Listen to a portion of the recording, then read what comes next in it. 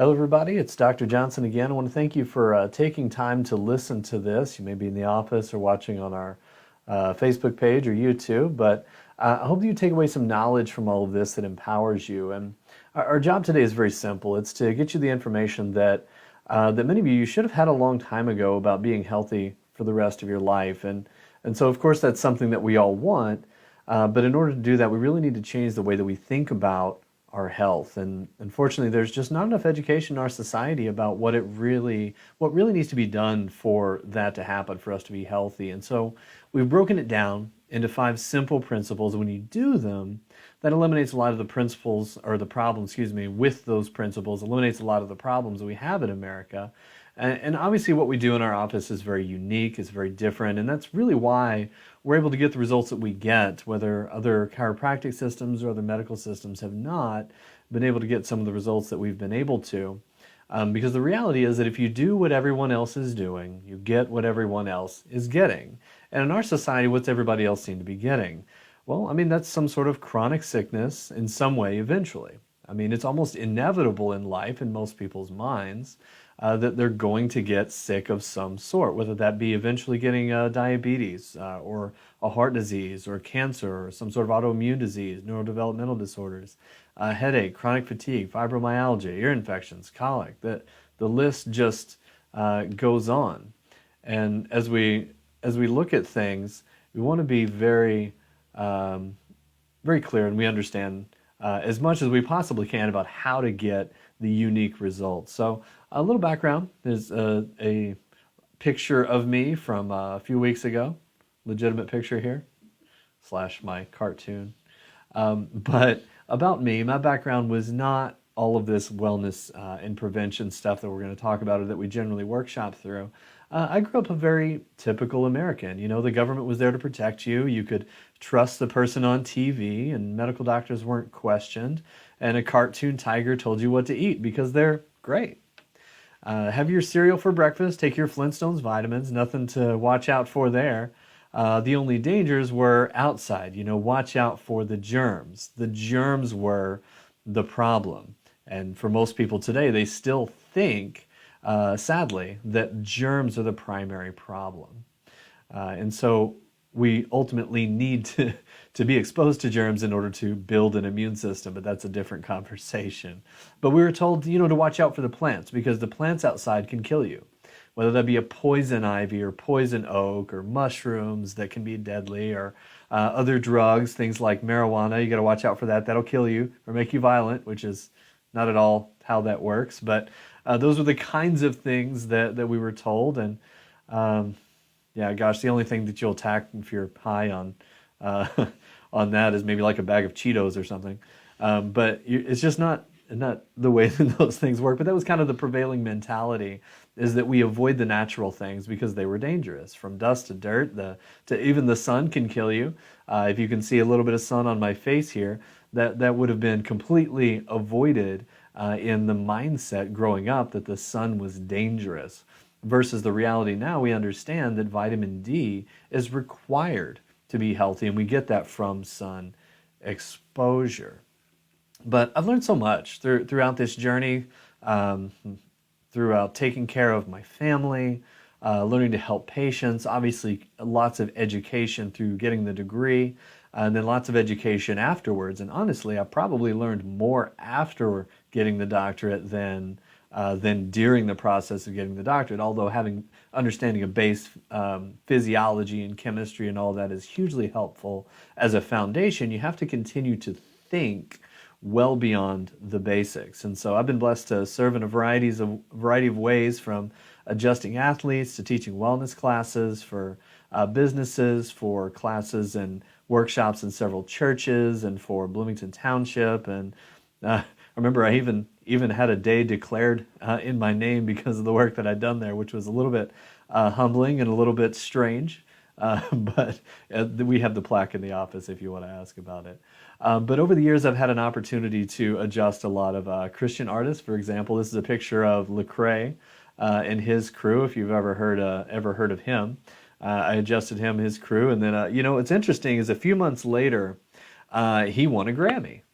And so that's interesting. And of course, correlation does not equal causation, so let's not take that for too much. And then, let's look at another example. This is Christian, and he was one of the performers of the Gamma Phi Circus who had started taking care of those athletes and students for a number of years ago.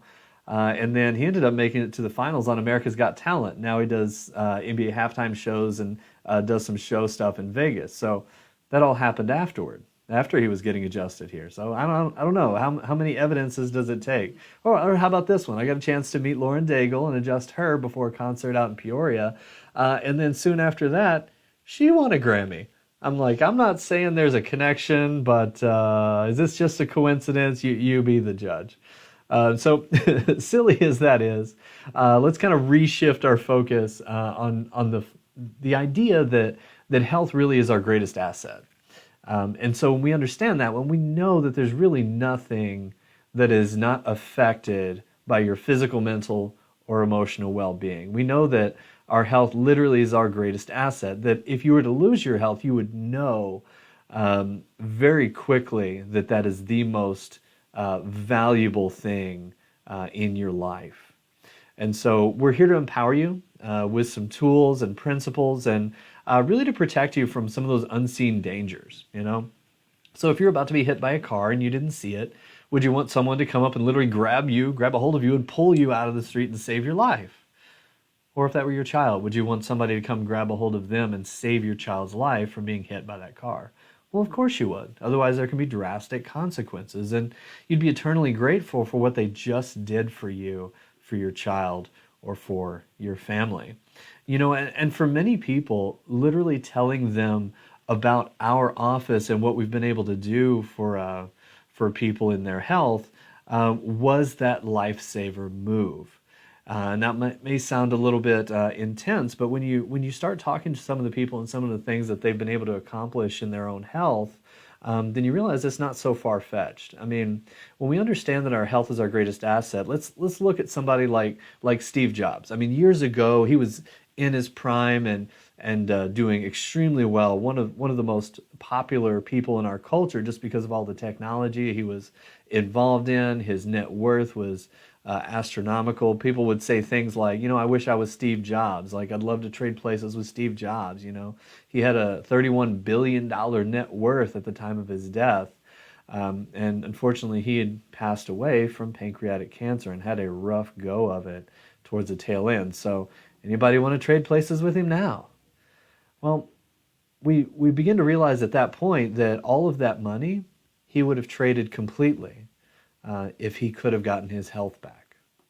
And so for us on the front end here, we may not be in the crisis, our family members may not be in the crisis, but this is the time when you can really make actions that have the greatest impact for your future. So recognize now, before it gets into that place, that our health is our greatest asset, because if we lose it, we would do anything with any amount of money to get that back. When we lose our health, we begin to realize it affects everything, and we find out how true that really is. Several years ago, my mom lost her health in some shocking and kind of unimaginable ways, and that's when she began to realize just how valuable her health was, and it moved to the number one priority, whereas being a mom like most moms are, she had always put everyone else ahead of taking care of herself. And so one thing to think about is who's responsible for your health? Is our government responsible for your health? I would venture to say absolutely not. I would say that you are responsible for your health. You are in charge for your health in the same way that I'm responsible for my own health. And so you have to take the initiative yourself for the different things that you want. And so in our society, when we start looking at how well we're doing at being healthy in America, I think it's become abundantly clear within the past year, if you're paying attention, within the past 5 to 10 years, just how terrible we're doing at being healthy. So we, as Americans, we pay, according to some of the statistics, we pay about $8,700 per person per year on medical care. And I'd venture to say this continues to climb. So we pay way more than any other country in the world for our health, yet our outcomes aren't even in the top 20. I mean, we're ranked 34th out of 39 of the richest countries in the world. So we're not comparing to the third world countries here. We're compared to the industrialized nations, and we are among the worst. And we literally have the second highest rates of cancer. The government SEER report several years ago said 1 in 3 women and 1 in 2 men will develop cancer in their lifetime in America. And so this is absurd. Like our healthcare system, at being the thing that keeps us well and healthy, is unfortunately doing a terrible job. And I think if we begin to reflect on just how poorly our system of keeping us well and our decision making from that, which has become abundantly clear over the last year to me, that our decision making from the top down is absurd. But it's just simply has not been working because health and disease are not the same thing. Health is something that we all want, and you cannot treat disease your way into health. The way that we've taken care of things is not the crisis oriented thinking, or the way that we have is the crisis oriented way of thinking. It's like if you have a crazy situation, if you have a major injury or you have a major illness, then yeah, gosh, you need to get into the medical system and get rid of the crisis so that you don't die. But the reality is that you can't think the same way for your everyday life and decisions for health for your family because it's not a crisis. If you live every day of your life like it's a crisis, your life needs some work. We, unfortunately, in our society, we have way more of these things and problems than really any other country in the world. We are second worst for longevity, obesity, just the burden that disease brings, arthritis, heart disease, infant mortality rates, literally children and their own health and literally surviving in infancy. We are among the worst of industrialized nations. We're not doing well. There's ADHD and autism, Alzheimer's, diabetes, literally lifespan, so early death, other allergies, things like eczema and asthma, multiple sclerosis, other neurodegenerative issues. Like we have some of the worst statistics of anywhere in the world. And so it is time to pause and reflect. So think about it this way. Like, you know, the Black Plague. Like if we want to talk about a pandemic, the Black Plague wiped out 30% of Europe. Not 0.5%, 1%, 5%, literally 30% of Europe died. What we have in the industrialized world here, especially in America, is we have what's called a chronic illness plague, and it kills about 80% of people. And so in our society, this is exactly the picture of what's going on. I mean, how insane is this situation? We live in the most materially wealthy place on the planet, yet we have the highest level of access to medical care anywhere in the world, and we spend more per person on it, and yet the second most expensive is Norway, and they spend only about 65% of what we do. And so with all this extra money spent on medical care that most people call health care or health insurance, it might be assumed that we'd be healthier. And unfortunately, that's becoming like just incredibly clear that that's not the case. And so how bad is it, and why is it so bad? Most people in our modern society would say it's the germs or it's our genetics. Those are our biggest things that we need to fight or that are our problem. So one of the biggest things that we recognize is that it all. I mean, we're not, it's not a big shock that we're not a very healthy nation. I mean, most of us are very aware. News of how bad off we are is all over the place. In newspapers, magazines, on TV. We know the major issues with cancer and the statistics there. The issue is that we have the perception that our genes are the problem. Have our genes just gone rotten in the last 100 years as we've gone from 1 in 8,000 in 1900 with cancer to now 1 in 3 women, 1 in 2 men? That's not even remotely close to the case. So have our genes just gotten that bad? No. That's an absurd idea. Your genetic code cannot change that fast. You know, as common as it is to develop heart disease, cancer, diabetes, or some other chronic health problem eventually, is any chronic disease normal? No.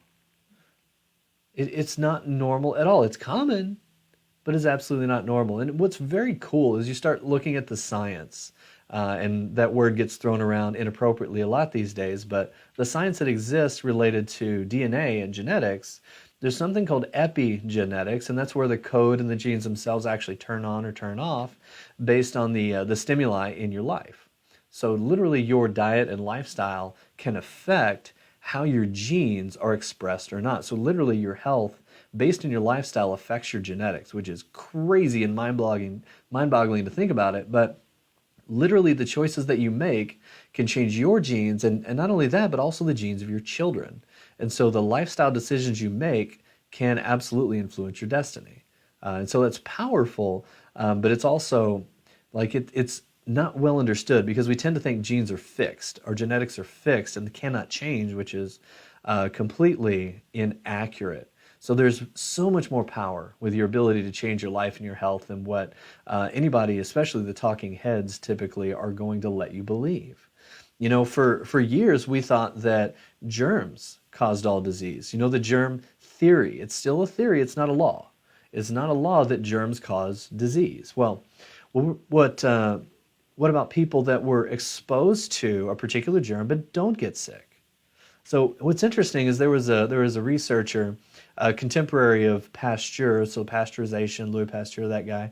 There was a researcher named Beecham, and he said, you know, it's not the germ that causes the disease, but the terrain in which the germ is found. So in other words, it's how healthy the body is to respond to the stressors like germs. So that one breaks down, now there's the gene theory, and it's all about our genetics. We talked about that. So we know that the germs aren't necessarily the thing, and we now know that the genes aren't necessarily the thing. We have to look at it. But the reality is that even our genes are a tendency not set in stone. The thinking is that it sets us up to be luck-based and passive about our health if we think it's genetics or we think it's germs. But because we are because of that mindset, we're inherently broken, genetically defective on the outside, and we cannot handle things that we're exposed to. And that's where we're going to differ. I don't believe that people are made defective. Listen, you have been given an amazing capacity to heal. The fact that diseases can heal at all is evidence to that fact. The problem comes when it simply gets interfered with. And so anybody who still says it's genetics is behind the eight ball. The good news is that it doesn't have to be you, and that you can do something about your health, and it's never too late to start. Now, you may not get back to perfect, but my goodness, there's always something that can improve. So if it's not our genes and it's not germs, you know what? Why is it so bad? What are we missing? And so, well, for one, there's little no emphasis on getting and staying healthy. Like, especially in the last years, everybody's talked about disease. Nobody's talked about health. And so what is health then, right? Because that's a big question we've got to get after. Health is not just feeling good or looking good. It's how well your body's functioning and healing. And so what controls all the functioning in your healing? It's the brain, right? And we all kind of understand that with a little base knowledge of physiology. Your brain controls your life, your health, and your function. And so if your brain can talk to your body back and forth, two-way street, perfectly, you would literally be the healthiest you could possibly be in your ability to adapt to all the stressors of life. And then, of course, when you eat well and you exercise and you avoid toxins, then all that's going to go well. All those things, when you apply them well, it would literally be the premier model of healthcare that would single-handedly revolutionize the health of this country. If only we did those things and did them well, then this area would be vastly different. And so when we look at it, that's not really what we're doing. We're, by and large, spending our healthcare costs on preventable diseases. This is not my words. This is from a documentary called Escape Fire. The source from the statistics was from the CDC. So there's no longer any doubt that healthcare as a whole is broken. Like the slide says, 75% of the costs for preventable things. Now, what's interesting is you look at somebody like Dr. Dean Ornish, who's been studying this whole thing for years and years and years and decades at this point. He was talking about heart surgeries. They would bypass arteries and say you're cured. And then patients would go home and eat poorly and not exercise and not manage stress. And then their bypasses would clog up. So we'd cut them open again and bypass their bypasses, sometimes multiple ways. And he's like, there's got to be a better way. And I would tell you that he's absolutely right. We spend so much time in medicine mopping up the floor around the sink that's overflowing without also turning off the faucet. If we just literally or figuratively bypass the problem with angioplasties and stents or a lifetime of drugs or other kinds of interventions, then more often than not, the same problem comes back again and again. But what we're finding is that if you turn off the faucet, if you treat the underlying causes, which to a large degree are not so much our genes, but our lifestyle, that our bodies have a remarkable capacity to begin healing themselves. And these chronic diseases can not only be prevented, but even reversed much more quickly than we'd once realized. And these principles to understand and get well by, there's a handful of things that we absolutely need to know that Dr. Ornish showed how the expression of more than 500 different genes can be changed simply by changing our food and fitness level. That's just 2 out of the 5 things that we would consider essential. So let's focus on that a little bit, because in our society, our primary focus on healthcare, we're taught to wait until we feel it. And by the time we finally feel it, man, there's testing, and then there's really the 2 tools. There's drugs, and then there's surgery. And so in our society, medicine is the study of disease and what causes man to die. Chiropractic is focused on the study of health and what causes man to live. So it's a very different way of thinking. And then in Newsweek, they had an article, they talked about one word that will save your life. And in this particular article, they talked about several things in that are common in medical practice now are not very evidence-based. And so the one word that will save your life, this is what they were saying, not me. They were saying to say no to various medical treatments and procedures. So do you remember the DARE program when we would chant with kids, just say no? This is kind of what this feels like to me. And so in our society, we're being peer pressured into all kinds of things. And so I would encourage you to stand strong and just say no if you don't feel right about the situation. And learn, because there is no drug in existence, vaccine, drug, whatever, there's nothing that does not have other effects on the body or side effects. Like, it's impossible to not have other effects on the body. So it's simply a pursuit, of what it is that you want, because what you pursue determines what you get. If you keep getting checked for disease, then what will eventually be found? A disease, right? You'll get a diagnosis. If you pursue getting healthy with the right principles, what will you eventually get? You'll eventually get healthy. So which one do you want? Do you want healthy or do you want disease? Well, when you frame it that way, it's a no-brainer. I want health. Let's chase after health. Let's put our energy, time, finances, focus there. And so it's not simply a pursuit of not dying, right? It's not a pursuit of treating disease. You get that, right? I mean, what we have to do, we have to fight tooth and nail to keep our bodies healthy in such a messed up system. So Paul says in 1 Corinthians, I beat my body to make it my slave. Now, I don't think he's being masochistic here, but you get my point. It's not passive. You don't just sit down, you don't just walk down the street and trip over amazing health. It doesn't happen that way. And there are things there are things to do, and there are things not to do. Just like in the Newsweek article, the word was to say no. And so what the research was showing there is how common medical testing procedures and treatments lead to not only more cost, but can be dangerous for you and your family. And what they're saying is to avoid taking drugs and getting surgeries, and even some of the tests. And I'd encourage you to start researching these things, because we need to be well informed. But to be fair, did anybody not know that drugs have side effects? I mean, I think that's not really a big shocker. This is not rocket science. But, what about keeping body parts? Is that a good idea if you can do that? Can you keep your body parts? What about your appendix or gallbladder? Should you keep those? Tonsils? How about you keep your body parts if you can, And within the past few years, there have been several books written about our healthcare system and these things, that it itself has actually become a very dangerous thing to be a part of. And so again, this is not me, this is me reporting to you. And so we look at it. A medical doctor, Ray Strand, wrote a book called Death by Prescription. And he wrote about how many people have died from taking the wrong drugs, as well as many people have died from literally taking the right drugs. Gary Null, the PhD, and several medical doctors and their PhDs compiled all the statistics they could find on the topic, and they came up with the total number of deaths in a single year was at least 783,000 or as high as 999,000 or close to 1 million people that died as a direct result of being treated in America, which is insane. Because if you put that into perspective, the number one disease killer in the United States is heart disease.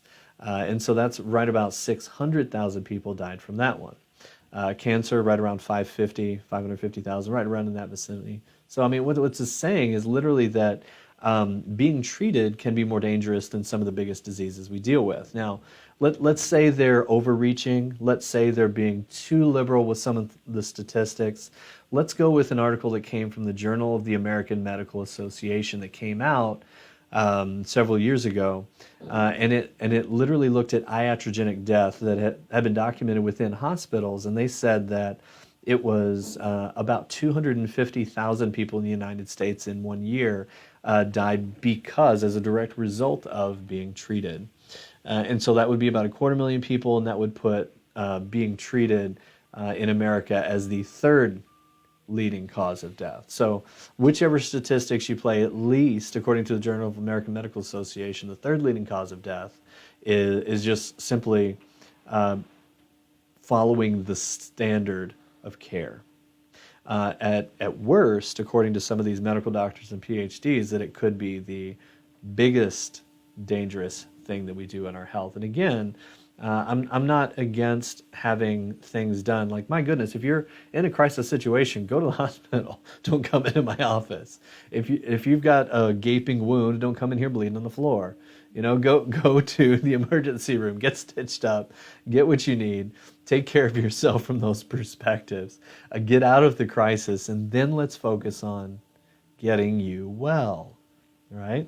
The point here is that treating symptoms or covering symptoms and doing that forever is not the same thing as health and can have drastic consequences. More stuff, Dr. Marty Macri looking at what's called unaccountable, Dr. Otis Webb-Brawley looking at how we do harm. It's strange. And I'll just give you a bit of a principle or an analogy here. This is from one of these guys. I forget which one this quote was, but so when there was a plane crash in the United States, even a minor one, it makes headlines. Yet there's a thorough federal investigation, and the tragedy often yields more important lessons for the aviation industry, and pilots and airlines learn how to do their jobs more safely. And here's one from Dr. Marty Macri. He says, the world of American medicine is far deadlier, that medical mistakes alone kill enough people each week to fill 4 jumbo jets. But these mistakes go largely unnoticed.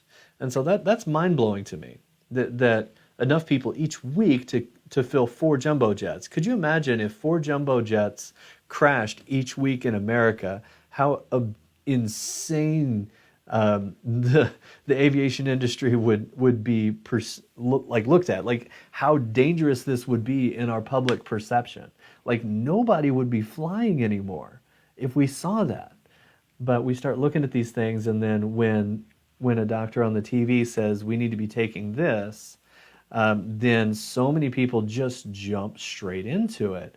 My goodness, don't just listen to anybody. Don't just listen to me without doing your own thinking.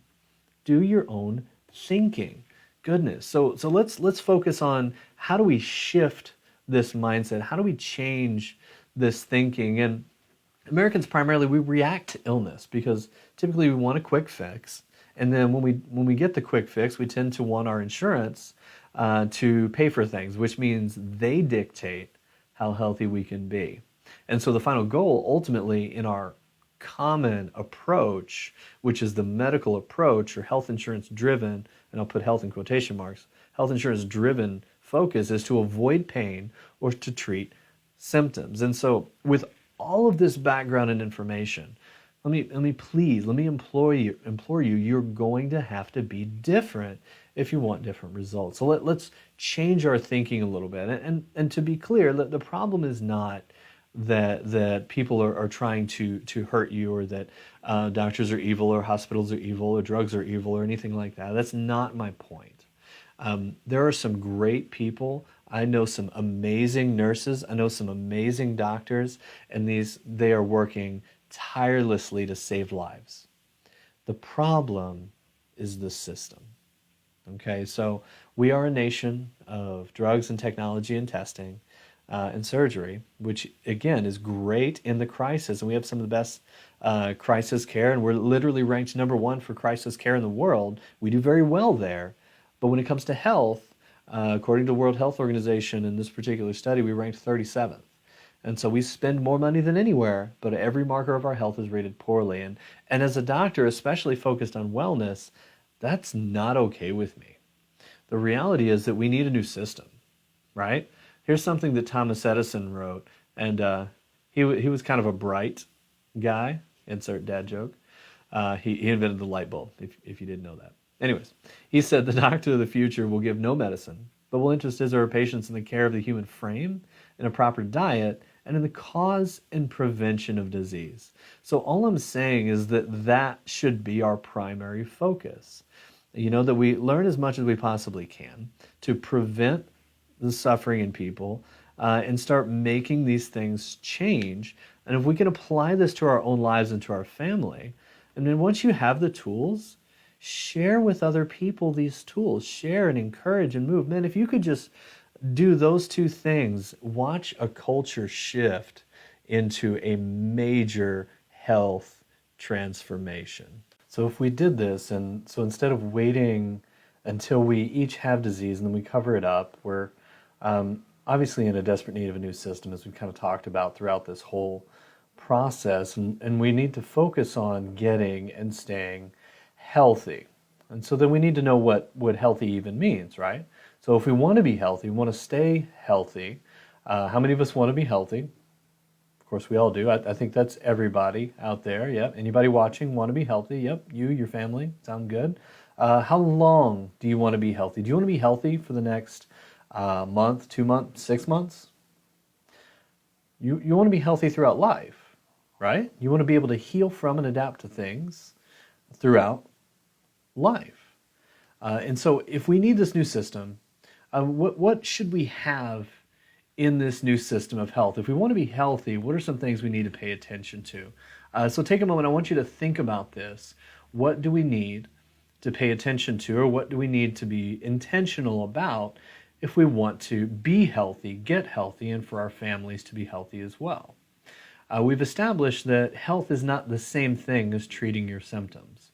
We've established that we don't just have a deficiency of medications or a deficiency of surgery, and that's going to create health. We need something different. We need to focus on our lifestyle.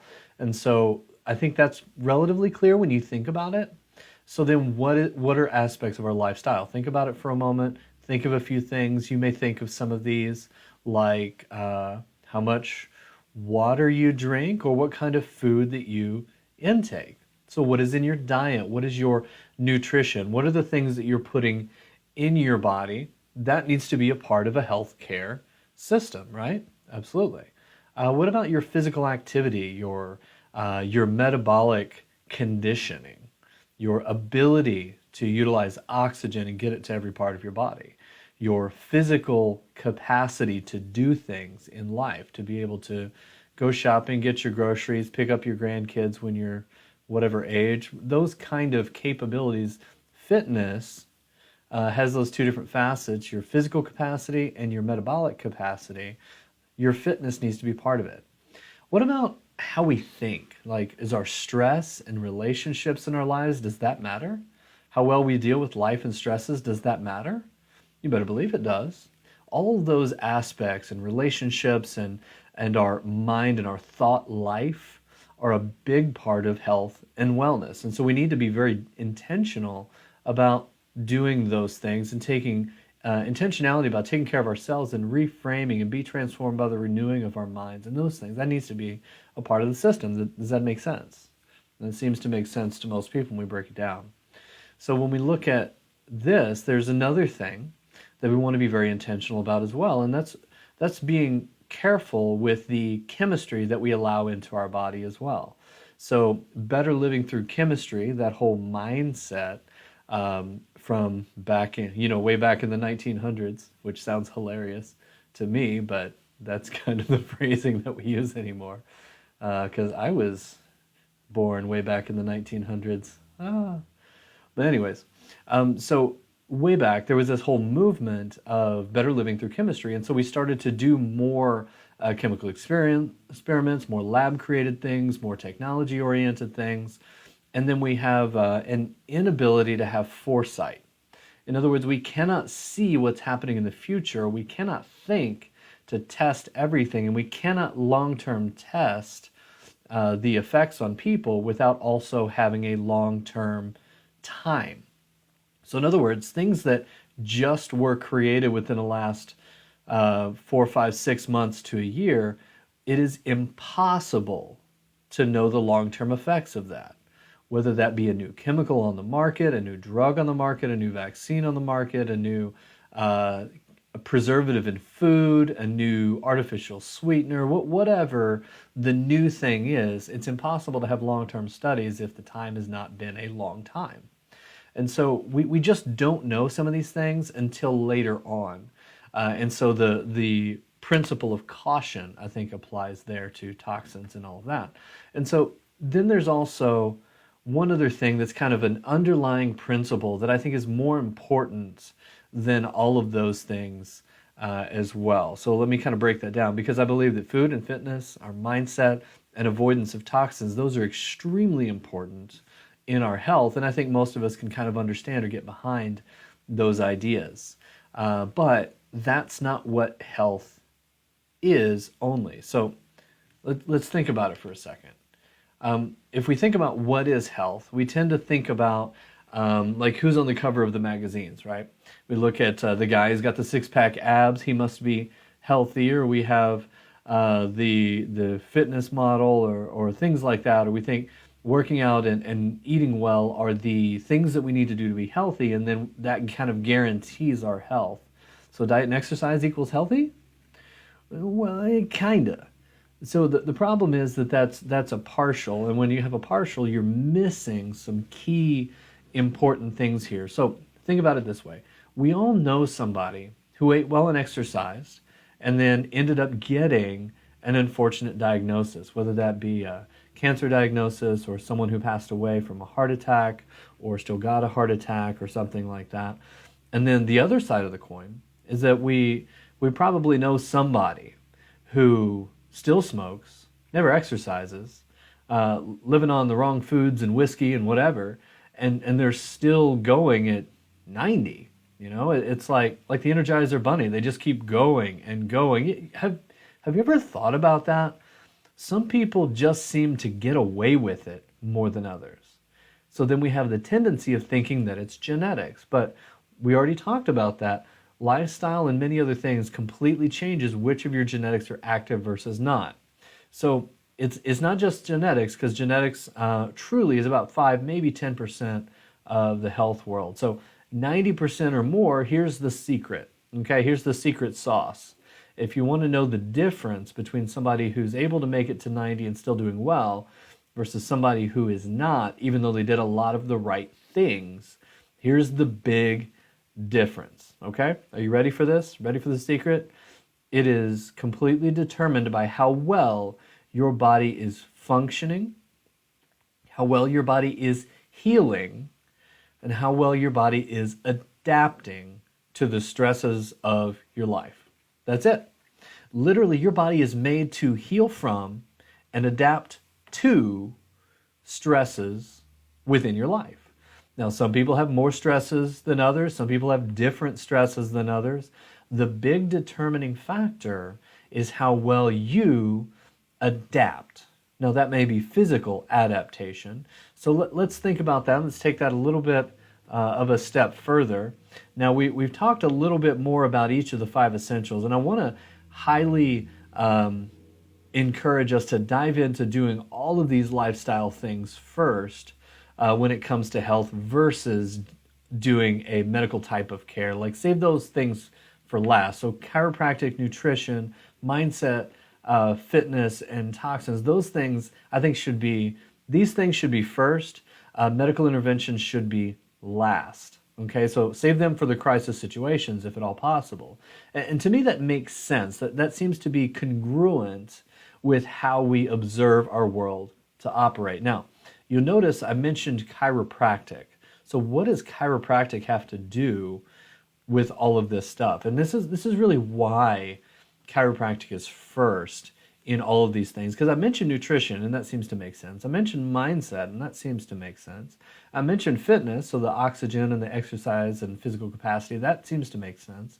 Minimizing toxins in modern chemistry, we don't want to be poisoned, like that makes sense.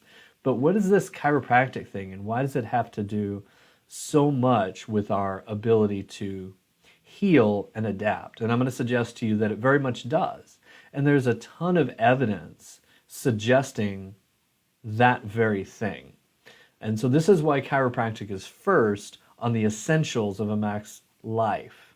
Okay? Very simply, your system that controls how you adapt and heal from your environment is your nerve system. So the nervous system, literally your brain and spinal cord, and branches out through the nerves to your body, that is the system that perceives your outside world and adapts to tell your body and its different parts and organs and glands and all the things what to do and how to adapt and respond.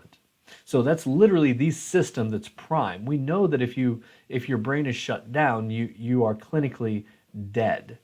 We know that's the thing. That's the key. The nervous system is the prime thing in life, that there's nothing in your body that does not work without nerve supply. We kind of know this. This is pretty basic. We know that if you cut the head off from the body does not work because it separates from the brain. So this is why the chiropractic side is so helpful for practical wellness, because of what it did. Now, could you imagine if we spent so much more effort in these 5 essentials than we do in other aspects of things that are supposed to be keeping us healthy?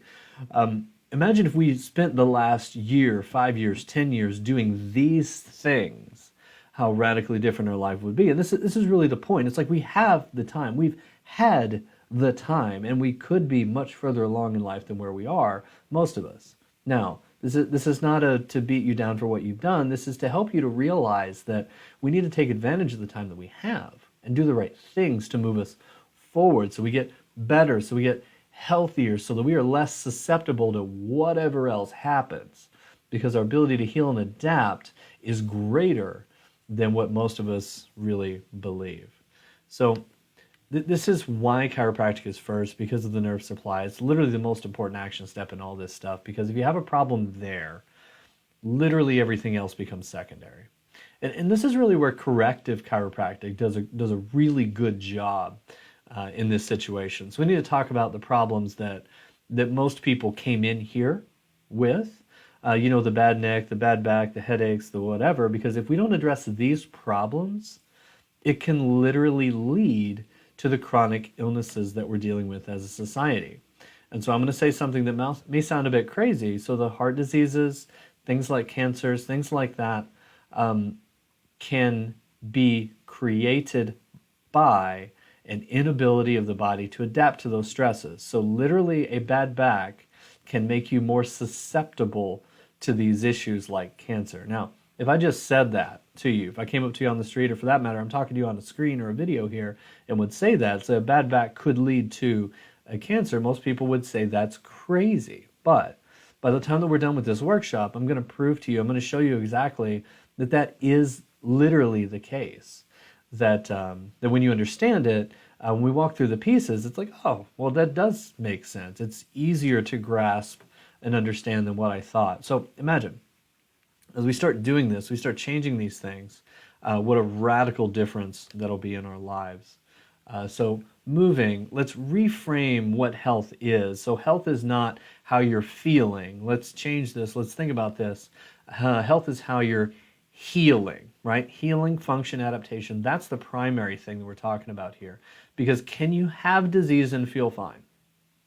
Yeah, absolutely. Like when do people typically feel a heart problem? Often during the heart attack. The actual cardiac event is when you feel a heart problem. So that's way too late. Like you're way down in the healing capacity or function hierarchy here. What about when you feel cancer. That's usually late stage of cancer by the time that you feel it. So we can't base our health on how we feel, or just like the abs and looking a certain way. We can't base our health only on that either. We've got to pay attention to this principle here. In fact, on average, we have to lose about 40% of our functioning in somewhere of our body before we start feeling anything. And in fact, many places are actually a lot more resilient than that. You can literally have more than 90% blockage in an artery and not feel it. I mean, goodness, people all the time found that they have blockages that they just started feeling, or just started feeling tired, or had it looked at, and then all of a sudden they have this major health issue. It's not like it immediately went from 0 to 96% blocked. These things build over time. And that's one of the things that we don't really think about, is that most illnesses that we deal with build slowly over time, silently. And so they start with a 1% loss of function, 5% loss of function, 10% loss of function, but would you likely feel 10, 15, 20% loss of function in a particular area, organ, system, muscle of your body? Not really. We just don't notice those things because we're not testing things at 100% capacity very often. So typically it's not until below a 60% level of functioning before we ever feel our symptom of a particular issue, muscle, organ structure, stomach, whatever. Like, we typically don't feel any of those things until it's deep in to a problem. And so looking at this, one of the things that we want to redefine as health, and so Dorland's Medical Dictionary, there's a lot of others that tend to use a similar wording. The World Health Organization has said similar things, but here's what it says in that dictionary. It says a state of optimal physical, mental, and social well-being, not merely the absence of disease and sickness. So just because you don't have a sickness doesn't mean you're healthy. And that's literally the point here, is that just because you feel okay doesn't mean everything is okay. And this is why it makes sense to check things before they hurt. And so if the spine and nervous system are that important, and we should check things before they hurt, it's literally no different than having your kids get their teeth checked before their teeth hurt to see if they might have any problems or cavities that are developing. It's literally the same thing. We can just see teeth, we can't see the spine. So when we look at it, it's very different, very different. And so health is when the body is optimally, physically, mentally, and socially, everything is working optimally, not just that you don't have a diagnosis, or just because your symptoms are being treated, that does not make you healthy. In fact, if you take a medication at all, that literally means that you are not healthy. Because if you are healthy, how many medications would you need? None. And that's really the point. Let's get healthier, so we need less, or ultimately that we would need zero. And so the healthier we get, the less outside intervention that we would need. And that's the goal. We want to optimize the health and function of our body. And that's literally a better definition of health. And so the problem is that health insurance really only pays attention to that 60% down to zero whenever we feel things. Now, the problem then is that we're dealing with 0% up to 60% level of functioning. If we think about that on a grade scale and go back to school, what kind of grade was a 60%?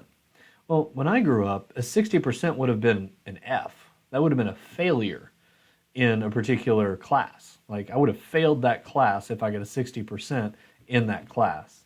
So we don't want to wait until that situation and only do what health insurance covered, because it's primarily focused on treating symptoms by and large. Now, obviously, there are some variances and things there, but most everything is focused in that world.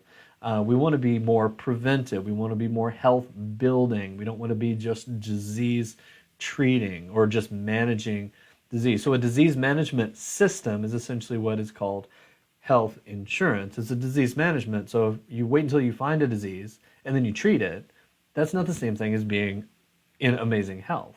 Health is function, healing. Let's focus on building health and functioning and healing. And then, unfortunately, that's not insurance coverable in most facets. Like if you look at any of the essentials, like it's not going to pay for your healthy groceries. Health insurance doesn't pay for your gym memberships. And a few rare exceptions are starting to do that now. But point being, those are the kinds of things that are not coverable under today's health insurance mindset. Now, health savings does more things and things like that, but my point being is that health insurance will never take care of everything that you need in order to be healthy, which is sadly ironic.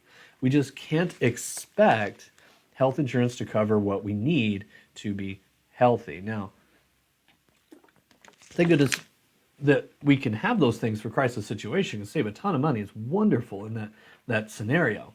But that's not the focus. The focus is we need to be aware of and plan for the lacking area in that. For example, talking about the health insurance conversation, it's very similar to the way that auto insurance covers the health of your vehicle, right? So your auto insurance will cover if you have an accident, right? So you have an accident, your car has symptoms, let's say that, you've got a dent, you've got things that are wrecked, whatever, then it will, within limits of your coverage, it will take care of those things and restore it back to previous condition. So your normal previous accident status.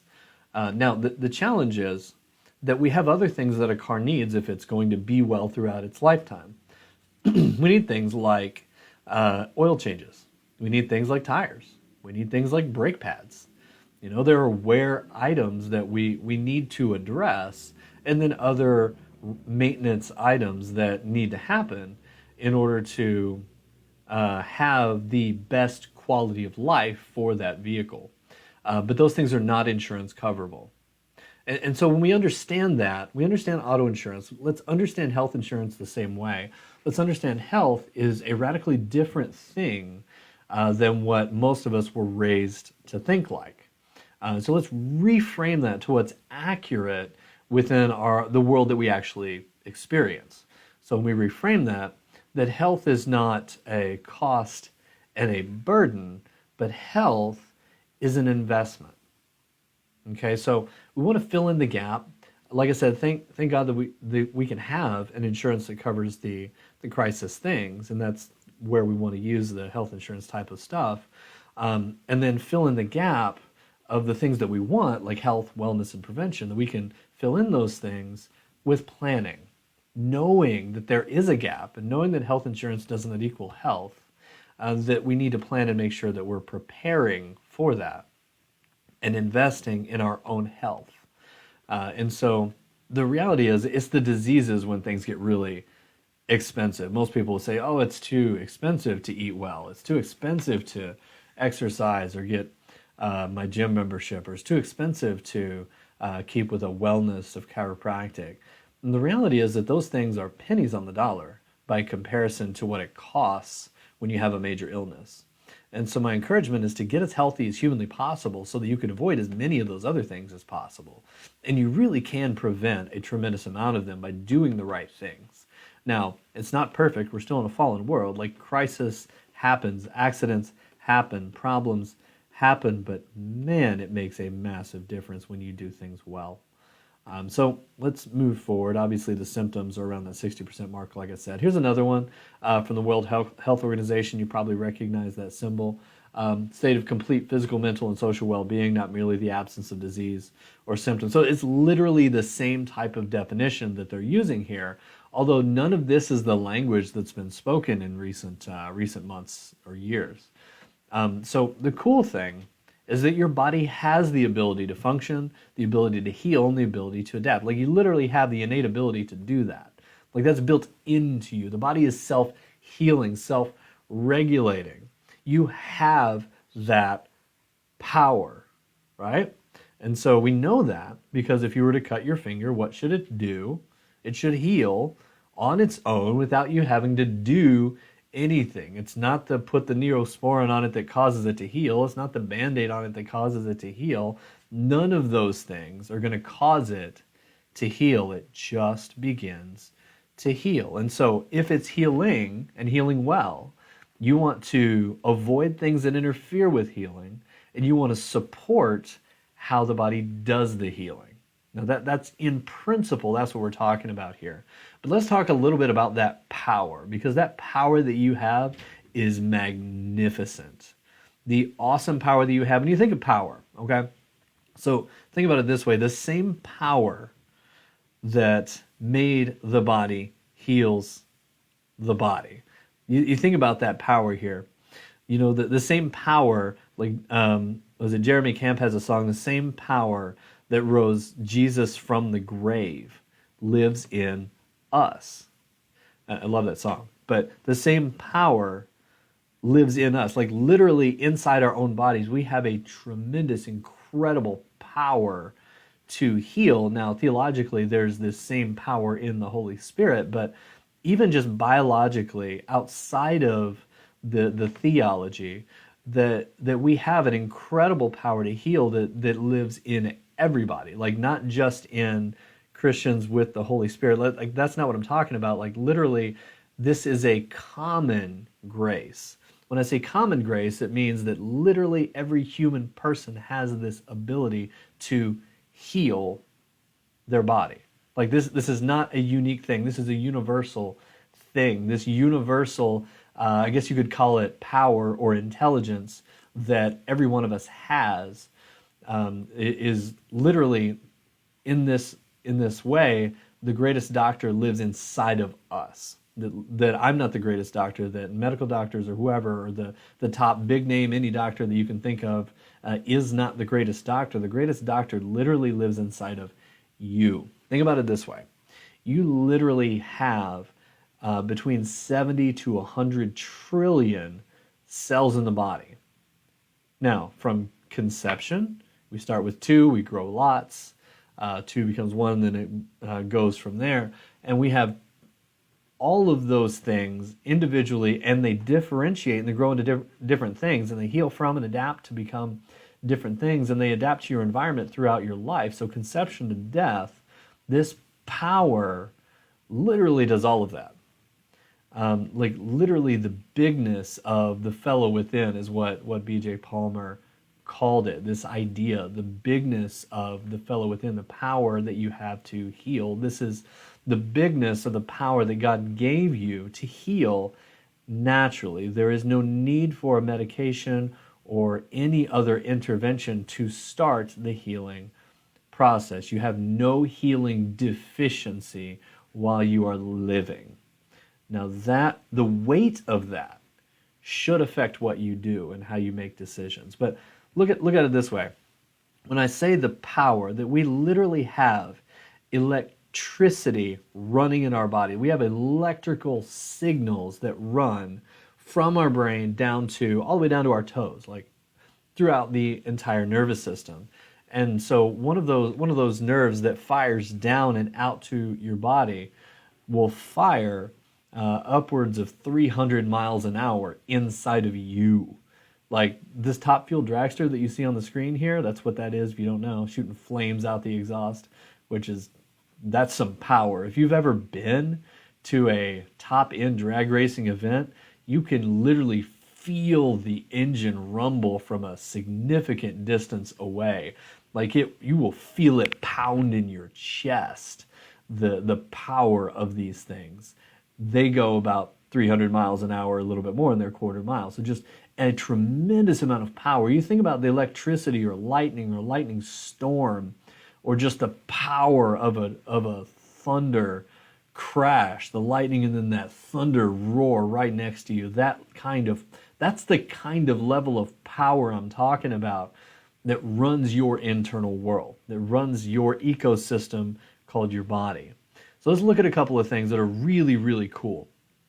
So we look at this. We know that, Psalm says in 19:1, says, the heavens declare the glory of God, and the sky displays what his hands have made. Now, let's look at some of the parallels, the similarities, the signs and wonders here, which are just incredible. That if you look at, I think behind my face here, it says the universe. It's kind of a map of the universe, and that interconnection looks very much like a cell within the brain. So the neuron cluster that shows in that particular picture has a very similar construction. Like the amount of complexity from the macro, the biggest of the big, to the micro, the smallest of the small, have some incredible levels of organization and plan, that this complexity inside of you and outside of you is mind-blowing. And so, man, um, I forget where it says it in the word, but it says, if you don't praise me, the rocks will cry out. Like, this is some serious stuff that we are, that the whole universe, the world, that our bodies are made so incredibly well. Let's take another one. This is the death of a star and the birth of a cell have a similar parallel. Literally, life and death have a similar visual structure. It's just, it's kind of amazing. It's breathtaking when you think of these things. The tree of life concept, that literally a human placenta has this network that looks an awful lot like a tree. The parallels here are striking. Let's look at the fingerprint versus a tree stump. These rings, they have such an incredible correlation and construct. We look at the tree branch, we look at the lungs, we look at human veins, we look at the leaves, or if you go even bigger, you look at a river network. That there are so many of these things that are just bigger and smaller versions of similar looking complex designs. Again, just incredible. We take a look at this picture of a nebula on the right of the screen here, and then on the left we have an eye. And you look at the complexity of one person's individual eye, the amount of complexity that's in there is staggering. This is what's called irreducible complexity. And so literally one stage less complex, the whole function of the thing does not work. So this is one of those arguments for intelligent design that really doesn't have any answers outside of design, to my knowledge. So it's one of those conundrums within the evolutionary worldview, is the irreducible complexity of things like the human eye. So interesting stuff here. But just crazy to start seeing these parallels. We look at the most detailed map of the human cell to date, obtained using X-rays, nuclear magnetic resonance, and cryo-electron microscopy data sets. You put all this together. This is literally a picture inside of a cell. And when you see this, it looks like almost a Google map or Google Earth view of a city. The amount of complexity of the ecosystem inside. This is inside one of those 70 to 100 trillion cells you have in your body. This is the complexity inside just one of those guys. Like, it's a city inside of you, and there's 70 to 100 trillion of those cities inside of your body, and so many of them, they do so many different things. Like, how in the world does that function at all? And yet it does. So we look at it, the most advanced machine on Earth, you look at the complexity of the human body, the different systems and all this ecosystem that it is, and they'll tell you it had no designer. I'd suggest that it's pretty clear evidence that it has a designer. But from the extremely large to the extremely small, there's a tremendous amount of organization. So complex organization points to a design and a purpose. So everything the body does has intentionality and purpose. Now, from a health and decision-making standpoint in your health care, if everything the body does has a purpose, we need to kind of understand that and take that into thought. If you have a symptom or if you have a diagnosis, that means your body has adapted your state of physiology for some reason. For example, if your blood pressure goes up, it is for a reason. So why would it be a good idea for your body to raise blood pressure? Well, maybe part of your body is not getting good blood flow. That would be a pretty good reason. So if we understand that the body's intelligence knows more than you or I or any other doctor consciously could ever understand, that this amount of complexity, organization, and power has a bigger intelligence at work here and a bigger coordination at work here, then it would seem silly to think that the body is doing something for no reason. The body's always doing something for a reason. The question is, what is that reason? And what do we do about it, if anything? So find that reason or find that cause that symptoms or something are happening. So the cause literally is the cure. If you think about it that way, the cause is the cure because the power that made the body heals the body. Literally that God heals your body naturally with his infinite wisdom, and the body needs no help healing, simply no interference. So when we think about the cause being the cure, if you can find the cause to a health problem, then that is the solution to your health problem. Now, you may have other various symptoms that you feel or things that are related to that, but if you don't get back down to the root of it, then you miss and you end up treating symptoms and a bunch of them, and oftentimes you can get on 10, 15, 20 medications or 3 surgeries down the road, and yet you still have some issues. Like if you don't find the cause, then we get trapped into this merry-go-round. And this can happen in the chiropractic world and those things too. If we don't get to the cause, then we can miss some things. These are universal principles. I'm not just trying to pick on medications or something like that. Like the reality is that these are principles that we should apply to our lives for our health in a big way. So, for by him all things were created, and in him all things hold together. It's Colossians 1. So literally including your health. If you recognize the bigness here, the bigness of the coordination, the power that is inside your own body to heal and adapt to your environment, if you get the sense of the magnitude of the power that exists within you, then there is literally no room for fear. There's no room left. If the bigness is understood, then fear is gone. And all that can be left is a peace. So think of it this way. What do we have our faith put in? Because the reality is we all have faith in something, right? We all have faith in something when it comes to the health or the world or the things beyond this world. We all have a faith in something.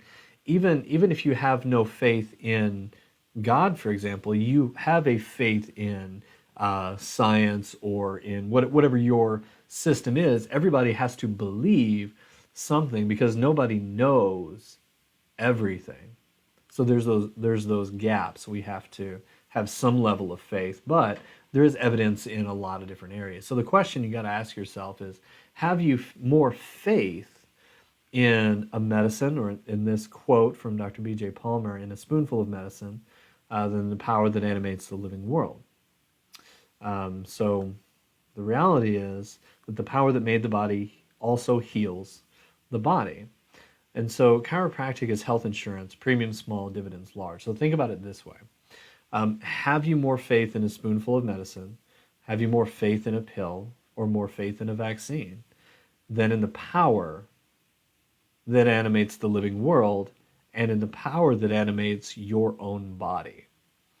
What you believe in changes what you do. And that's really the crux of what we're getting into, is this belief system that you have about your body and about your health and about capability and about life changes what you do. And so what you believe determines that. Some people will choose to do more things naturally, and some people will choose to do things more medically based on your belief in those systems. So let's think about it this way.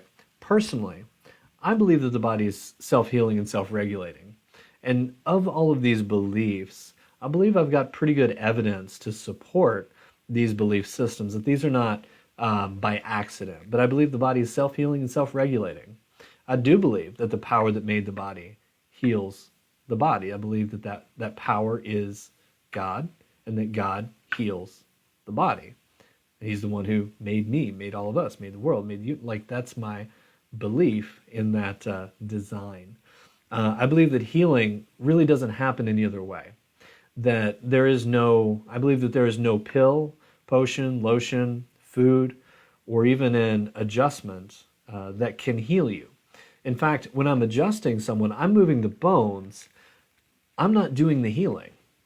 That's God. That's His power. He's going to heal things. So that common grace that everyone has, their power to heal, I'm just trying to remove as much of the physical barriers and interference as you can. I believe that the choices that we make can either interfere with healthy function or support healthy function. I believe that accidents are one of those things that can interfere with function. Let's say car accidents, slips and falls, whatever, can shift things in the spine. I believe that when parts of the body are interfered with, that area's power to recover and heal and adapt is diminished. Another word to think of it would be like dim, like a dimmer switch, that rheostat can be dialed down just a little bit, or that 0 to 100% function line that maybe it went from 100% maybe down to 80% because of that particular fall injury, whatever. Now, I also believe that can happen from mental stresses. You ever felt tension in your shoulders from a mental stress? And that affects the physical body. And also chemical stresses in our diet, in our environment. Those things can all create physical stresses and physical problems in the body that land on the nervous system, that can then land on the spine, and that particular subluxation, as it's called, can begin to interfere with function. And so I believe that when parts of the body are interfered with, that area's power to recover is diminished. Like I said, it's that area's power to recover that is diminished that lessens the body's ability to heal by a small fraction. And if that particular part of the body, in its ability to heal, is reduced by a small fraction, is it going to start building more sickness or more health now than what it was before? Well, more sickness if it can't adapt to the stresses of life, because the reality is we all have stresses of life.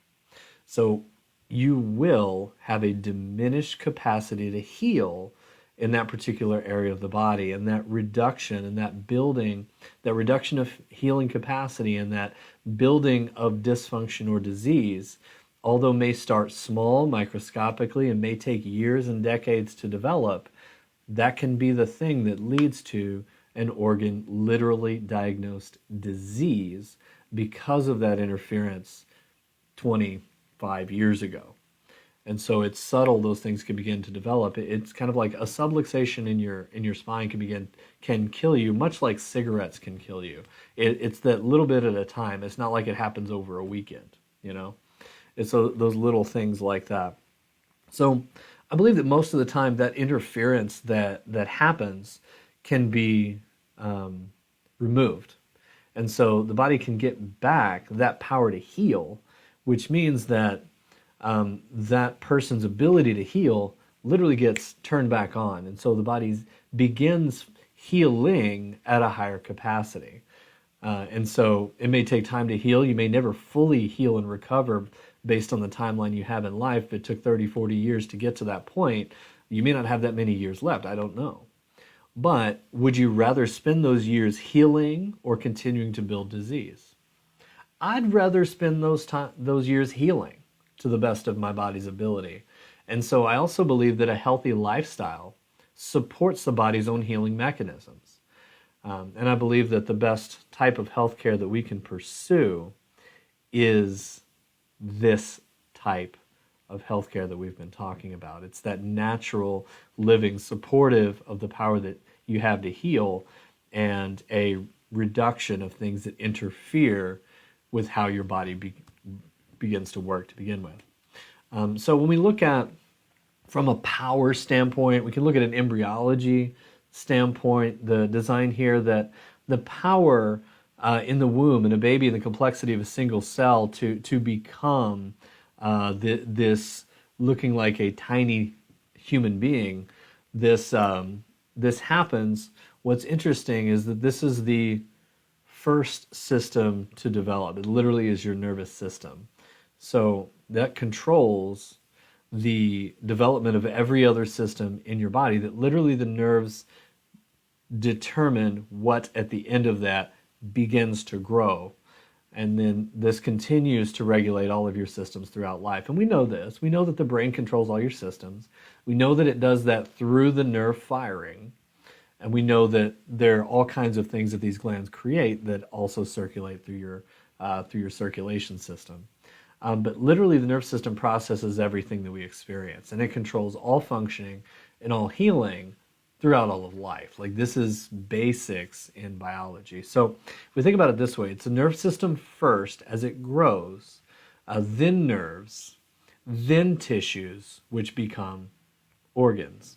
And so it's the central nervous system is the trunk of the tree, and then the roots, and then the nerves literally are like branches of that tree that grow afterward. Literally off the trunk grow the branches, off the trunk of the central nervous system, the roots being the brain, the spinal cord being the trunk, the nerves being the branches, and at the end of those branches grow the fruit. Literally, that these fruit grow and ripen. This is literally how our organs develop, or muscles and tissues develop after this system. It's like it blossoms and grows into what it's going to be in life. And so the power you have to heal and adapt to your environment, like this is where this is where that power is. So think about it. Somebody is clinically dead when the brain stops.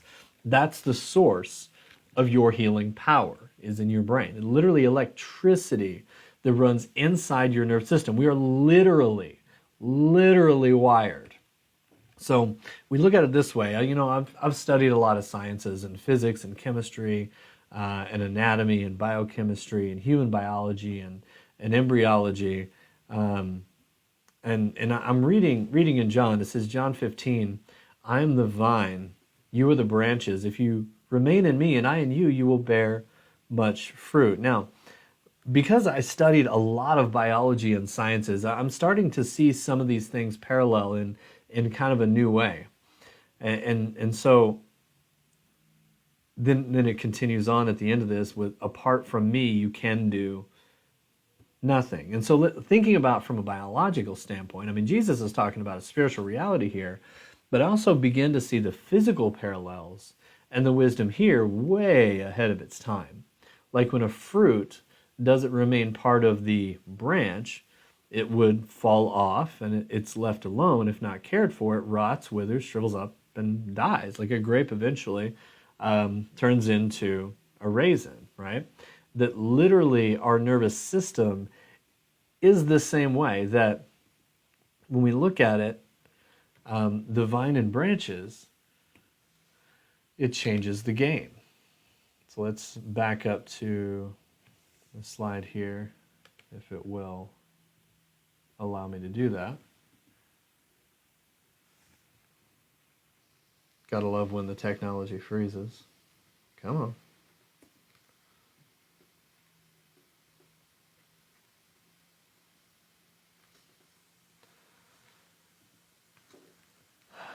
It should catch up here in just a second, hopefully.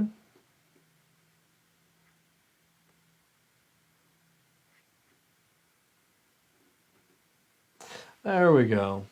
So what controls all functioning and healing and health is your nervous system. We've kind of established that. So if you think about the vine and the branches analogy here, we've got the vine and the branches literally as our wiring of our body. And so if you were to, apart from that nervous system, you cannot bear health or organ function and its fruit. So think about it. Apart from me, you can do nothing. Let's think of it like this. If you cut the nerves to your stomach, the stomach cannot function, right? Apart from me, you can do nothing. Literally shrivel up and rot like a big raisin. So let's scale it back a little bit. Let's say it's not fully cut, but let's say there's a small irritation on a nerve that affects the stomach. And so function will diminish and function will happen poorly. And over time, will the stomach be building healthy cells or sick or diseased cells? Well, it's going to continue to build some sickness or disease cells over time. It's just cause and effect. And so the point being, without a healthy nervous system, free from interference, you cannot have a healthy body. So simply, the other side of that is also accurate. With a healthy nervous system, you can have a healthy body.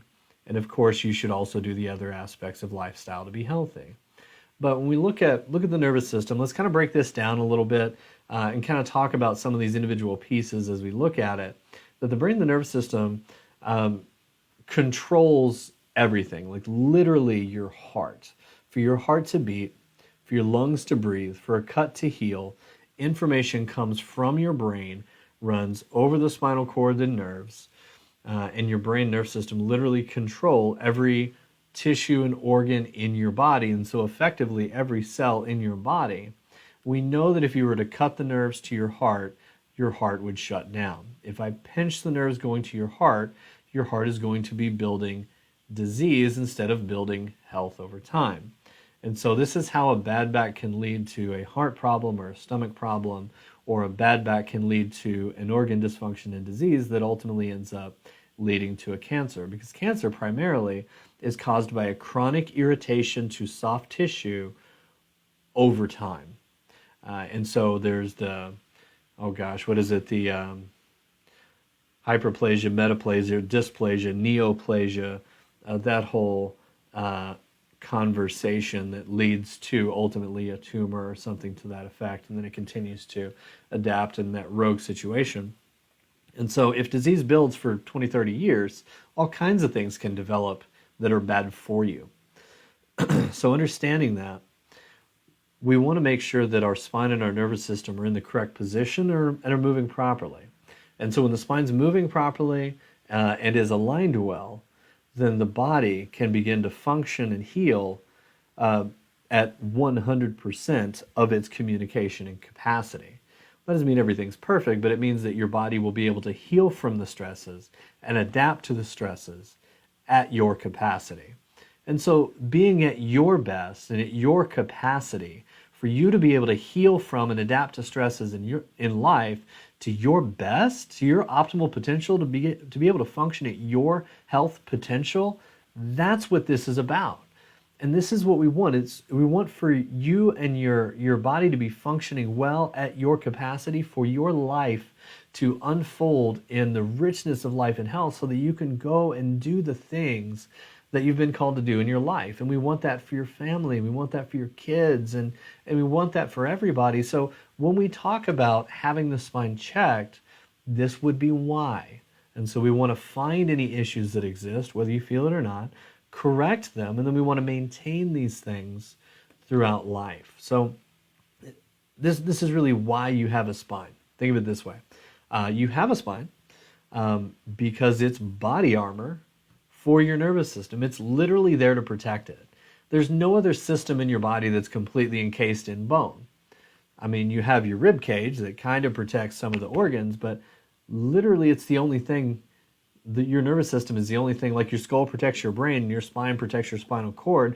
It's the only things that are completely surrounded in bone. But in between these bones, the nerves have to exit. So that is the most common area for the nervous system to be interfered with, because it's such movement dynamics in that. And so this is why you have a spine. Your bones protect the system so that it keeps it safe and healthy, so that you can be healthy. So your digestive system can digest your food, absorb all the good nutrients from your good choices, so the body can rebuild muscles when you break them down during exercise. What needs to happen for it to be healthy is we need two things. We need motion and we need alignment. If an area gets stiff, it begins to break down to the cellular level. That's dehydration in the discs, or degeneration in the joints and discs. It begins to degenerate, or disease build. Essentially, when it starts to get stiff, or if it's out of position, it begins to develop at a microscopic level. And then at a macroscopic level over time, that's what leads to arthritis and stenosis, which is narrowing of the holes where the nerves go. And so, and when we think about it, like, what kinds of things can begin to create a problem here? So it's not just your major trauma, major accidents. We're talking about the kind of things that can damage the spine. Obviously are going to be car accidents, but literally sitting can begin to damage the spine. A lot of people have sat an awful lot within the past months to year. And so that adds more pressure literally to the spine, about 30% more pressure seated versus standing, just simply because of the compression. You don't have the other joints to absorb the pressure. It goes straight through the spine. Another process that we've all gone through can create issues, and that's the birth process. The birth process itself has the potential to create spinal alignment issues. In fact, it's very common to have an alignment or stress or strain during that. In fact, I would say it's more common to have a stress or strain than not. So almost every child should get their spine checked after they're born. I can't check their spine beforehand, but checking afterward, because of going through that process, and I think most moms would agree, that's a very physical thing to go through. So those little bodies that just have not even experienced gravity yet, have not experienced breathing yet, they go through this tremendous transition. They breathe for the first time. Their head and neck can't even hold under gravity yet, and yet they're being pulled on to try and get out. Again, I understand the doctor's job is to get the baby out. Like that's the job. But what happens oftentimes just to get the baby out is injuries can occur. Now, not just major trauma. Obviously, bones can break a clavicle. A kid can have torticollis and they can't move their head at all. Like all kinds of things can happen in a big scale. But what I'm saying is the small scale. The small scale things that unless you're an expert at looking at these things, you may not notice at all. Very common subtle distortions of the spine, small subluxations as they're called, can begin to happen. And then so however many slips or falls we have throughout childhood, through adulthood, various stresses of life, which I can imagine most of us understand. We all deal with stresses of life. Our posture absolutely can. Obesity will as well. That one additional pound of body weight will add up to about 4 pounds on joint pressure. And so we have a tremendous amount of load on these things. And if they're just a little bit off from a thing before, and then we gain a bunch of weight, then that adds a lot more pressure in the spine, which is your lifeline, the backbone, as they call it. I mean, just life, in a fallen world, it's almost impossible to have no problem develop throughout the entirety of your life to adulthood. So there's almost no one who would not benefit. So literally almost everyone would benefit from chiropractic care just due to all of the stresses of life that we deal with. We just never notice things until it gets really bad. That's typically when we actually find out.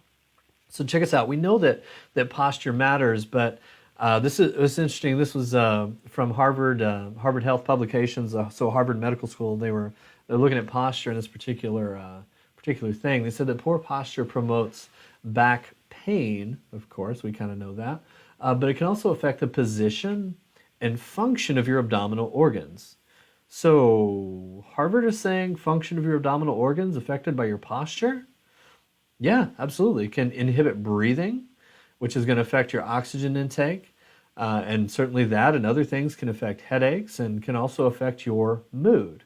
So posture, just how you sit, lift, stand, like that kind of stuff, can affect your organ functions, headaches, your mood. Yeah, and I see it all the time. And so the number one reason for lost work hours is back pain and headaches. And that's dictated by the alignment and posture of the spine and its ability to handle the loads and stresses. So your posture matters.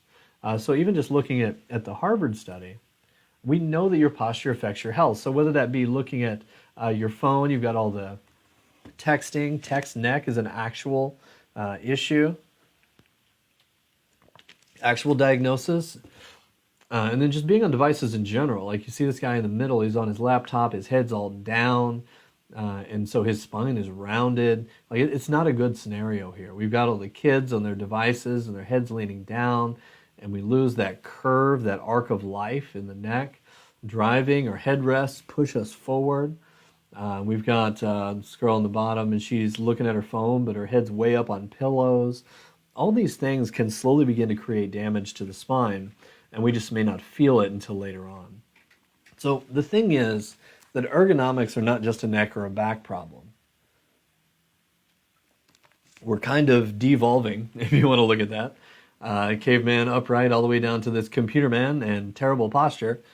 creates a tremendous amount of pressure in the spine, and consequently that turns this into a nervous system problem.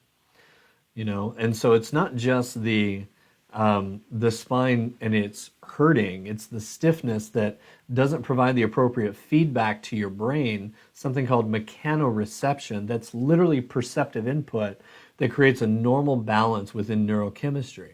And if you don't have that normal motion, then we don't have normal balanced chemistry. This is why it can affect mood and so many other things. But we begin to understand that so many of these spinal related problems can create all these other health issues. And so unfortunately that's what's happening in most of everybody's life in society. So we take a look at sitting, for example. You don't want to be leaning forward like this first picture here, like they're sitting back, their low back arch is gone and their head's forward, so their upper back and neck are just crazy tight all the time, or sitting and lean back and reclined, and then so just full slumping and the head looking down. What you want ideally is your eyes to be level, you want your shoulders to be over your hips, and you want your knees slightly below parallel, so that picture's not the greatest reference for that, but that'll take some of the pressure off of your hips. And so that positioning where the spine is vertical, that's the way the spine's supposed to be. So that's how we should sit if we're going to sit. So our ears over top of our shoulders, over top of our hips. And different specific stress points can relate back to various issues. So if we've got this person on the left here who's leaning forward, their neck and shoulders are going to be ultra tight. They're likely to develop more headache-related issues, eyes, ears, nose, throat-related issues. We got the person in the middle slumping. They're more likely to develop lower back issues and digestive issues and things like that. And this is simply based on where the nerves go. This is not complicated. So when we look at posture, you can literally look at this standing. You can look at this seated. You want to make sure that you're upright here. Your ears should be over your shoulders, shoulders over your hips, so your pelvis over top of your ankles. And so when you look at this stuff, this is what you want to see. If the head shifted forward, or from the front, the shoulders tilted, or the hips are high on one side, like those are all clues that something's not right. And so what does it matter? What is this forward head posture? What does that even matter or mean? Well, it literally puts leverage on your head. So the head in forward posture can add up to 30 pounds of abnormal leverage on the cervical spine, so the bones of your neck. Forward head posture results in a loss of vital capacity, your lung capacity. So forward head posture literally causes your ability to breathe to be reduced. You could imagine, let's say a respiratory illness or virus, what can be affected by having a healthier neck versus having more of a forward head posture, or an unhealthy neck, what that would do for recovery capacity. I mean, it's not complicated. It's just common sense related stuff that literally getting adjusted and correcting that forward head posture could improve your lung capacity, which could improve your recovery from all kinds of things, would be a game changer. So lung capacity could be depleted as much as 30%. So not a small amount. This is kind of a big deal. And so the entire GI system becomes affected, particularly the large intestine. Loss of good bowel peristaltic, so movement function and evacuation is common. So forward head posture can literally affect all of those things. Major source of stimuli that causes production of endorphins, the first top bones in your neck. So a loss of motion there can drastically affect your ability to handle pain and to handle your emotions. Many otherwise non-painful sensations end up being experienced as pain, just related to these issues. So you want to make sure that all the vertebrae are moving or in a healthy position. So they also called the arcs of life, the different curves in your neck. In particular, the curve in your neck, they call the arc of life. But this one in particular, they're calling too much arc in your mid-back, that slump, that hunch back. The Journal of American Geriatric Society said that in this particular study, that a progressive kyphosis, let me go back up a little bit. The hyperkyphotic posture, which is the hypercurve in the mid-back, predicts mortality in the elderly. So the more hunched you are, the greater risk of, I believe that was a cardiac event, so heart-related events in that particular study. I remember that one. And then a progressive kyphosis of the cervical spine, so a reversing of the next normal curve, like bent backwards, resulted in a destruction of nerve fibers due to chronic compression of the spinal cord. So you can literally stretch or even in extreme cases compress the spinal cord due to a reversed curve in the neck. And that's literally, that spinal degeneration is literally what happened to my mom. And I'll talk a little bit about that later. But the effects of the vertebral subluxation on the central nervous system are something that we want to just kind of understand in principle, and then we can go through some specific examples. But you literally cannot have a healthy nervous system with an unhealthy spine, okay? Which means that the health of your spine is directly related to the health and longevity of your entire body. So when we look at the x-rays of the spine, it's a lifeline. It's literally a direct link to your health capacity. So if you want health and longevity for your body, one very important part of your healthcare strategy needs to be taking care of your spine throughout your entire life. And so that's this avoiding the subluxation patterns that we keep talking about. So in the normal side view of the neck here, we see that C-shaped curve, and then the phase 1 section here where that's straightened out, you can see the vertebrae are more stacked over top of one another here, and that's going to create a lot of additional, that section right in through here, a lot of additional pressure through the discs instead of the joints. We move over to phase 2, that's when we've really started making development of arthritis and bone spurring and all of that. This particular positioning is pretty rough, but you can begin to see, if you can see that on the screen, degeneration and bone spurring in the disc spaces are almost completely degenerated and gone, and you can start to see some degeneration even in the spinal cord from that particular example. And then at phase 3, where there's really no disc space left, the whole spinal cord has begun to degenerate and decay. Like, there's a tremendous amount of breakdown that correlates with the degeneration on the bones. You know that there's going to be degeneration on the inside. And so literally just comparing the normal cervical curve, if you slice through the middle of the neck for a study and you see a cross section of the cord, you can see this one is round right down and through here, almost looks like a turtle looking thing here. So the cord is actually relaxed, there's not tension on that. And then we've got the abnormal curve leads to a tension of the cord. It literally thins out and stretches. And then even on the edges here, you can see on the meninges that there's actually a stretch on the meninges here, which is going to restrict all kinds of things in the nervous system. So what kinds of things can a subluxation begin to affect? Watch this. In the cervical spine, it can lead to headaches, migraines, lowered immune system, sinus troubles, hay fever, abnormal sleep patterns, eczema, hearing loss, tonsillitis, chronic cough, croup, pins and needles into the arms and hands. In the thoracic spine, asthma, functional heart problems, bronchitis, influenza, gallbladder troubles, liver conditions, blood pressure problems, indigestion, heartburn, gastritis, lowered immunity, allergies, kidney troubles, chronic tiredness. In the lower back, constipation, menstrual problems, bedwetting, knee problems, sciatica, backache, poor circulation, swollen ankles, weakness into legs and cramping. Wow, I'm out of breath. And that's naming only a few. Wow, that's a lot of stuff that can affect, or that can be affected by an alignment or misalignment of the spine, or a subluxation is the technical term. So as we walk through it, we know that there are different vertebrae, and we have this chart. You can take a look at it. Most of you who are in the office, we went through this and I highlighted the different sections that I found bone-related or degenerative issues or alignment issues in your spine.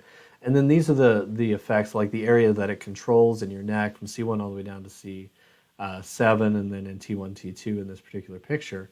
And so there's all kinds of things that it controls, like in C1, it affects things like the blood supply to your head, can influence your pituitary gland, bones of your face, your brain itself, obviously circulation related there, CSF flow to the brain. All that's going to be influenced by the position of motion up here, the CSF pump, your inner and middle ear, and then your sympathetic nervous system is going to be directly influenced by C1's alignment, because you have your parasympathetic primary branch that comes out of the skull called your vagus nerve. And if your vagus nerve is interfered with, then that's obviously going to lead to a sympathetic overload. So all kinds of things, from headaches to nervousness, insomnia, so trouble sleeping, a reduction in immune system function, lots of head colds, high blood pressure, migraine headaches, anxiety, chronic tiredness, dizziness. All this stuff could be caused literally from an alignment issue in your neck. And so there's a tremendous amount of things that can be related back to this. So let's say you had pressure on the nerves in the upper neck. If you had a subluxation in the upper neck, you can have pressure that affects the blood supply to the head. You can get a throbbing what? Headache. And that whole area, that C1, C2 area, can affect your eyes, ears, nose, throat, so sinus, allergies, things like that. You go down a little bit further, down the base of your neck. That's neck muscles, shoulders, and then around C7, that vicinity, which is between C5, C7 is the most common with whiplash-related injuries. That whole area can affect something called your thyroid gland, the butterfly-shaped thing on the front of your neck there. And if you have pressure in the nerves that affect your thyroid, you can have problem losing weight, and you can have trouble with energy going up and having the energy for doing things in life. You go down just a little bit further, you can have in the upper back, can affect things like breathing and cardiac function. If you have pressure on the nerves to your heart's going to have to work harder, and now maybe your blood pressure goes up, and if it does that for 5, 10, 15, 20 years, you're eventually going to have a heart problem or a heart attack or some inflammation in the arteries there that can lead to the plaquing and scarring that happens. Like, this is kind of how these things develop. It's these small pressure from subluxations that just sit there over time, because if they don't hurt, we don't know. Let's go down a little bit lower into your middle back, where that neurology, those nerves go out to, say, your stomach. And so instead of food staying down, comes up. Welcome to reflux, right? Now, typically what do we do with these situations is we treat the symptoms. So we treat the acid reflux with an acid blocker type of medication. But if we keep blocking the acid chemically, but we don't address the cause of the situation, do we ever get healthier? The answer is simply no. We treat the symptoms, and essentially we'll tend to do that for the rest of our lives. But if that was created because an inability of your body to communicate, to adapt and heal your stomach from whatever injuries or stresses or things in life. I mean, you can damage your stomach based on what you eat, super hot things, all kinds of other things, and our diets can be atrocious, and that absolutely can be a factor in stressor that can actually cause a subluxation. So it goes both ways. It's a two-way street. You can damage your digestive system by what you eat, and that can tighten up the spine, affect the nerves to areas that are also similar in neurology in the spinal cord. So that synaptic overflow and cytokine storm that happens from the inflammation that happens related to a particular stressor. So literally, spinal issues can cause other reflexes in bone, muscle, that type of ache that most people think of. They can affect organs, or literally it can go the other way. You can have organ difficulties that cause spinal problems, and it goes both ways. And a lot of things we just typically don't think about. Literally every stressor that your body deals with will relate back to your spine to some degree, because your nervous system is in there. What happens is the spine is literally the organizer of disease. Let's go down a little bit. Let's say you've got pressure on the nerves in your lower back that goes down to your colon, your digestive system. Instead of, you can have spastic muscles. You bend over or you have pain shooting down your leg. That's no fun. But instead of just a spastic muscle, you can end up with a spastic colon. And your colon can affect things like constipation or diarrhea. And so if you just have pressure in your nerves there, no amount of medication that you take is going to fix that issue. But if you can take pressure off, will your body be able to heal from whatever stresses that it has to heal from better? Well, yeah. Now, how long does it take for a situation to heal? It depends on the situation. Everybody's different, and I think that's one of the big things. Understand these principles, apply the principles. A body is going to be better free of interference in the nervous system than with interference. It's just that simple. How do you know?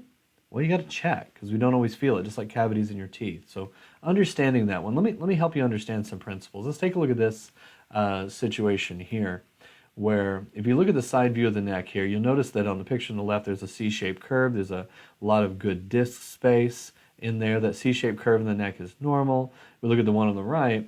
I don't know if you can tell, there's big bone spurring, and those squares in the middle are the bones of the bodies of the vertebrae of the neck. There's arthritis in there, and the neck is literally bent backward. So let's compare those spines. Let's compare these two stories and learn from this. So patient A, 62 years old, tries to eat healthy and stay active, on 0 medications, no chronic health conditions. All of her immediate family members are on multiple medications and have multiple chronic diseases, which means it's not genetic. She's been getting adjusted for 15 years. Her main complaint was that she had pain that radiates into her upper shoulder. Okay, so that's one of these two x-rays is that scenario. And then patient B is 56 years old. History of heart attack, doctors don't know what caused it. Is on 5 different medications, including the baby aspirin, high blood pressure meds, cholesterol meds, sits at a desk all day, and has never been to a chiropractor. Main complaint was some lower back pain and a little neck stiffness. So there's really two principles here. A healthy spine will literally be a primary effector of the health of your body, regardless of how you feel. And two, that how you feel can be a very poor indicator of how healthy that area of your body is. So for example, having a terrible neck here, the guy just had stiffness, but if you have that much degeneration, there's going to be a tremendous amount of pressure on your nervous system. It's going to influence your health. And this guy's on 5 different meds at this point. But you know, it's just stiff, and his lower back is the only problem that he came in with. So he thinks. And so I think it becomes relatively clear that you know when you see this x-ray, you know which person is healthier, you know which person is doing better, even though the healthier person is actually older. And the amount of arthritis in the picture on the right is in a younger person. So arthritis has very little to do with age, but it has everything to do with the health of the spine in that particular area. So if you have stresses in your life, it's going to trip the breaker switch. Check this out. It's very much like your spine is the electrical panel, the electrical box in your house.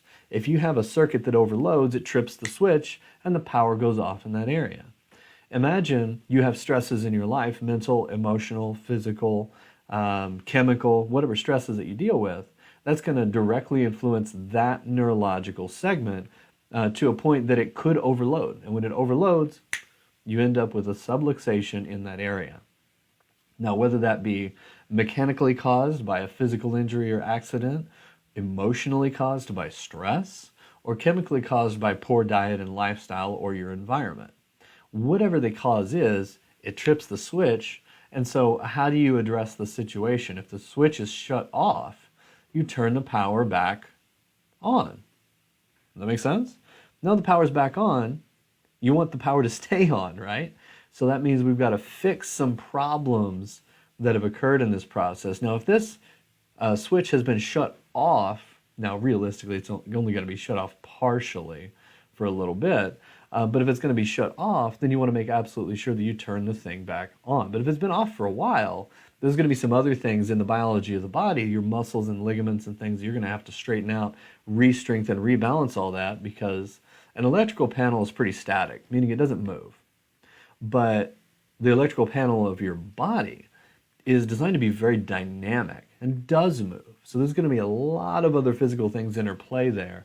But the principle of power on, power off is pretty accurate. It's like fiddling with the lamp or taking apart the DVD player to find out why the thing at the end of the power switch isn't working. Make sure it's plugged in, right? Or check the circuit breaker.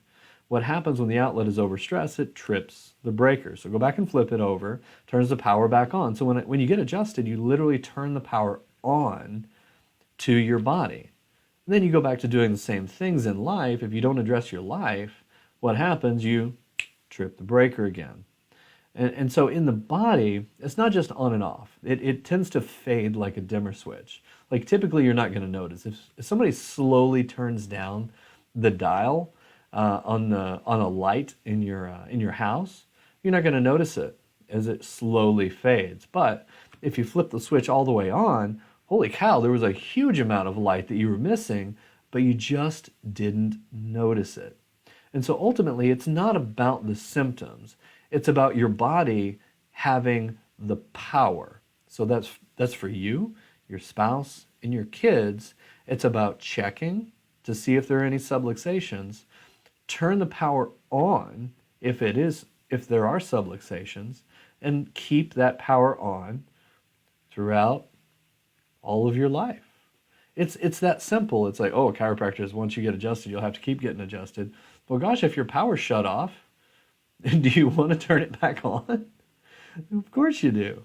And then if you keep stressing out your life, you're going to have to keep things tuned up or maintenance as you live life. It's like a piano needs tuned, a race car needs tune-ups, a car of any sort needs oil changes, tires, brake pads. Like you need maintenance.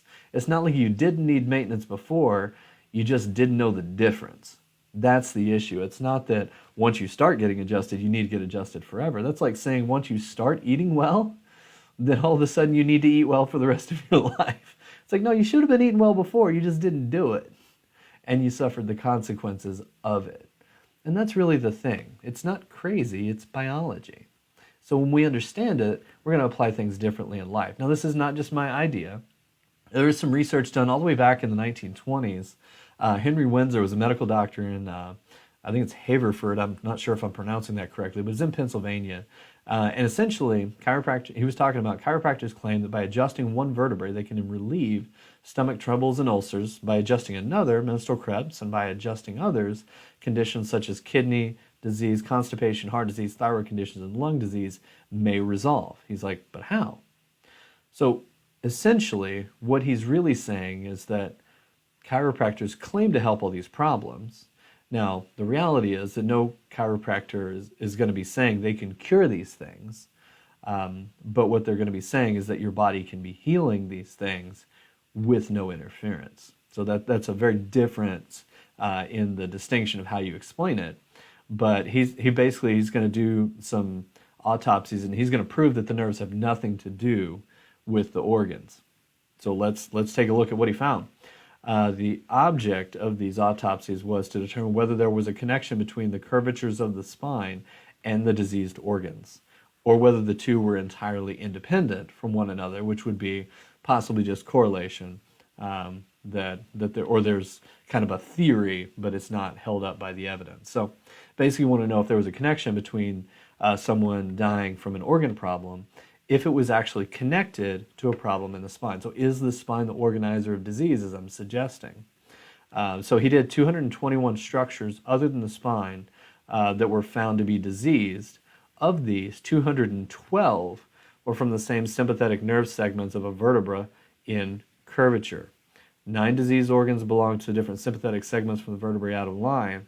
These figures cannot be expected to exactly coincide, for an organ may receive sympathetic filaments from several spinal segments, and several organs may be supplied with sympathetic filaments from the same spinal segment. So, in other words, there was nearly 100% correlation between minor curvatures of the spine and diseases of the internal organs. So, what happened is that Windsor, in trying to prove chiropractic wrong, created one of the biggest research projects in the day, in the early of chiropractic history, that essentially validated the theory that the spine is related to all these diseases. So check us out: heart disease in connection with particular areas in the upper thoracic, T1 to 5, lung disease, T1 to 4, stomach, T5 to 9, liver, T5 to 9, gallstones, T5 to 9, pancreas, T5 to 9, spleen, T5 to 9, kidney, 10 to 12, prostate and bladder,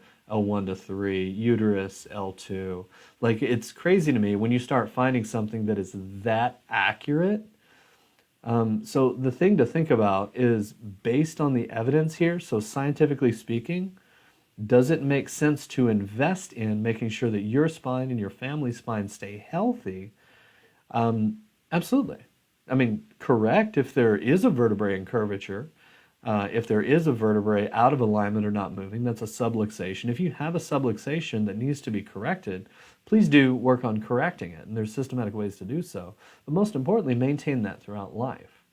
And so this is from Keith Wassing, does a tremendous amount of work in the chiropractic profession, just compiling research and graphics and whatnot. But this is one from spinal biomechanics expert. What he published here, one of the quotes was, "The weight of a dime on a spinal nerve will reduce nerve transmission by as much as 60%. So the weight of a dime, not a lot, but 60% loss in function and transmission, that's a big effect. So small cause, big effect, especially over time. How do these happen? I talked about the birth process and literally the accumulation of every other thing in lifetime. By the time we're 5 years old, studies say that we fall on average 5,000 times. So guys in particular, it's amazing we even make it to adulthood. It's craziness. So when we look at the spine itself, we compare the normal to abnormal curvature here. So the side view of the neck, this person is facing to the right, and that C-shaped curvature essentially is normal. The spinal cord is that white section in the middle, that long cord in there.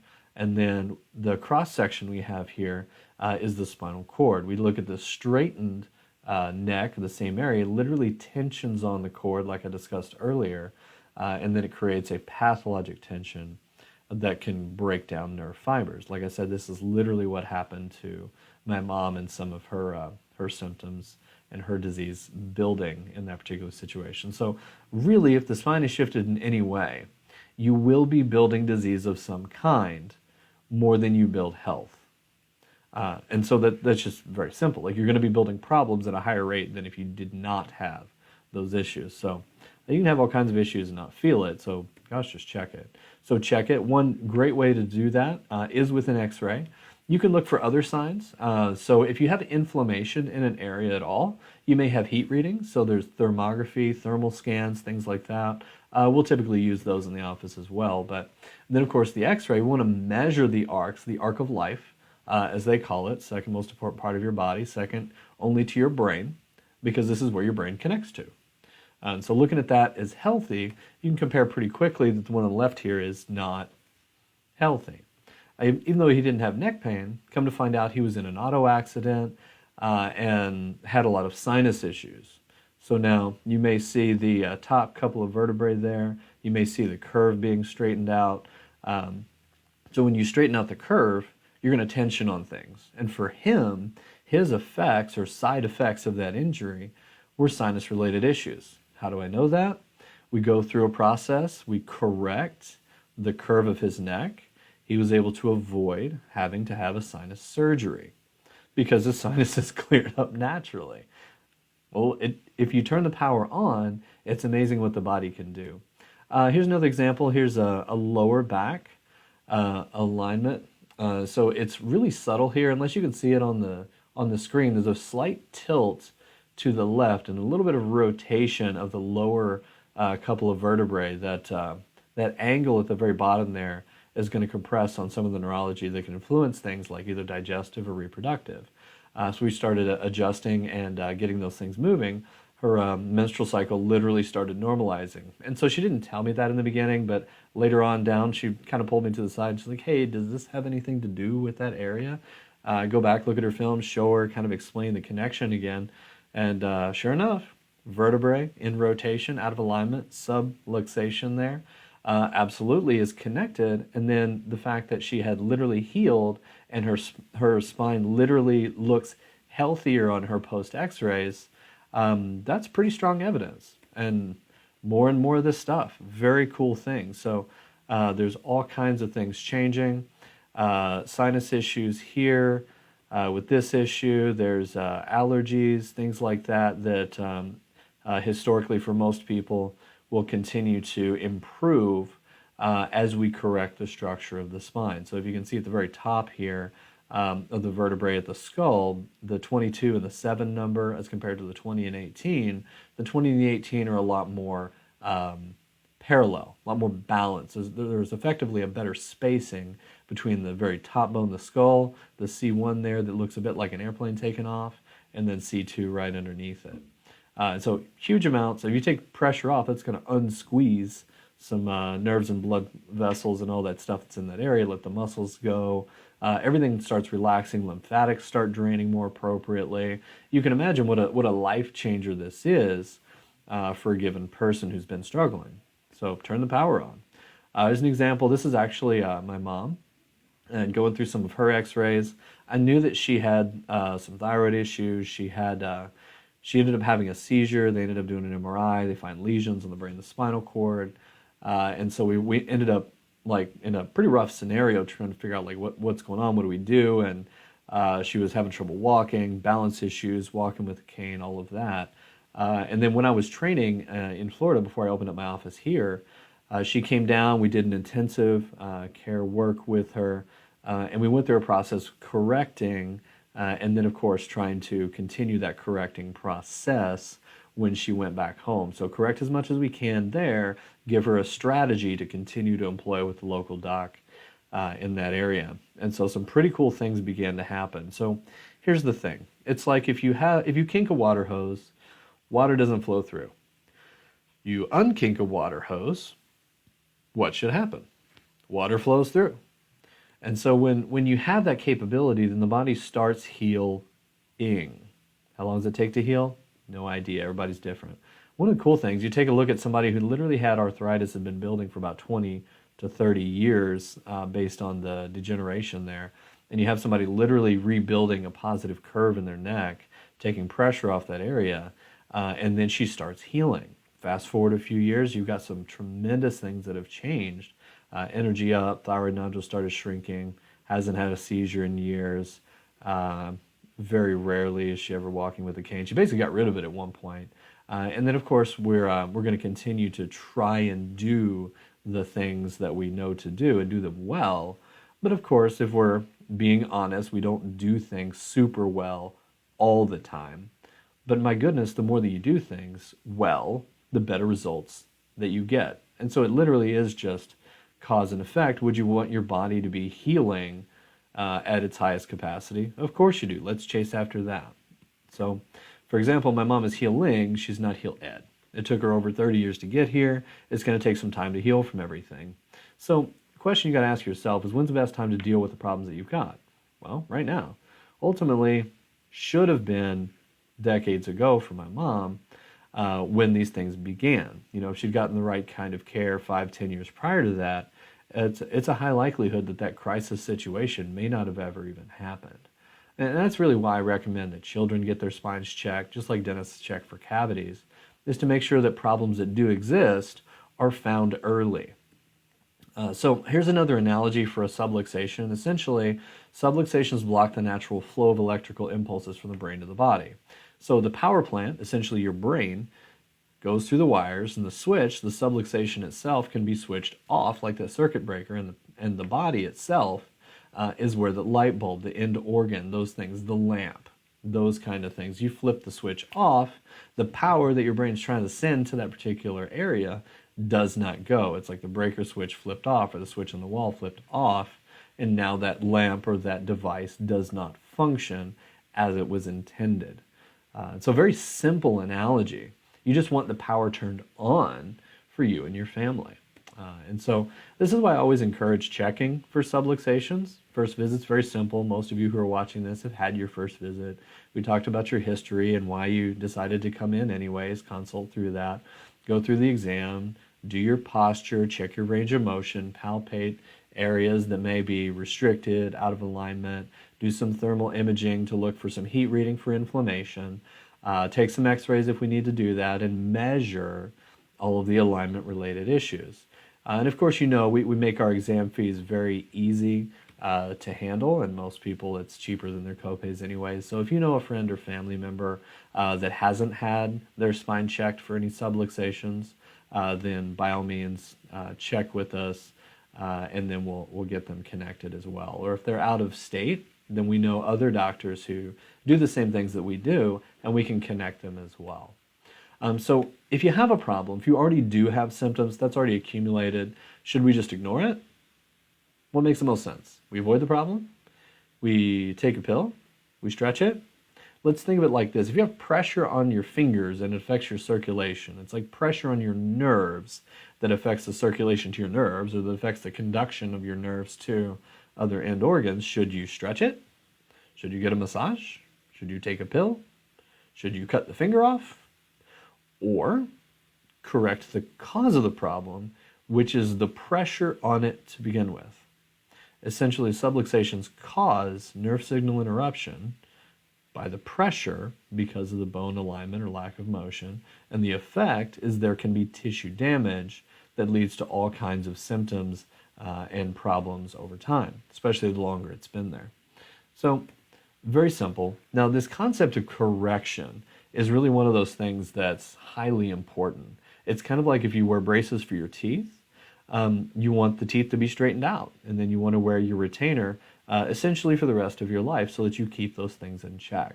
So here's the difference in correction, is actually taking post x-rays. This is one of the things that makes our office distinct, is that we do truly a corrective focused care. I actually want to measure improvement in your spine as we go through a process. And what does that process look like to actually correct?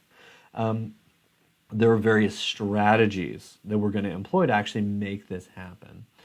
So, for example, there are objectives to reach. We want to make sure that we are creating change over time, and it takes repetition over time in order to make that happen. So initially there's a frequency, and most of you watching have done a level of frequency, and typically that's somewhere around a few times a week, kind of like going to the gym. Now, there's spinal rehab. There's doing stretches like the traction on the wall, the wobble cushion movements, various other stretches that we've recommended for you or would recommend for you to do as you're in the office as much as you can. There's exercises after the adjustment you want to do. And then one of the cool things in recent years is the ability to do some of these rehab exercises, stretches, and things that tend to accelerate the process. You can do a lot of them at home. And so that means less time in the office, that means less work in the office, and essentially that means faster correction times, which makes care cheaper for people to go through a process to get what they actually need, and it costs less because we don't have to do as much in the office. Just get some equipment and then do those things at home. Now, to be fair, you can't just get the equipment and not use it. You have to actually do your exercises. So for those of you who are prescribed some exercises, which is literally all of my patients are recommended to do something, do them. Do your home exercises. It makes a massive difference for keeping the spine healthy. Think of it like spinal hygiene, just like you would dental hygiene. You would brush and floss your teeth for the rest of your life, as long as you have teeth, right? So as long as you have a spine, you should do things like the traction, the wobble cushion. You should do things like get it checked. If you have a subluxation, let's adjust it. And then obviously the home care. And then, of course, we're going to continue to do workshops and programs to implement any of the essentials that we talk about, just like this one that you're watching now.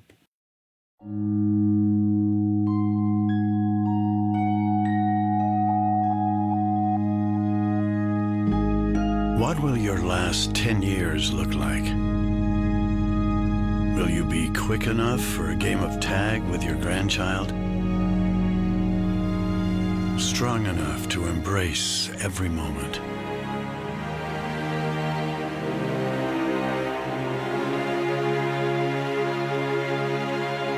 Will you grow old with vitality?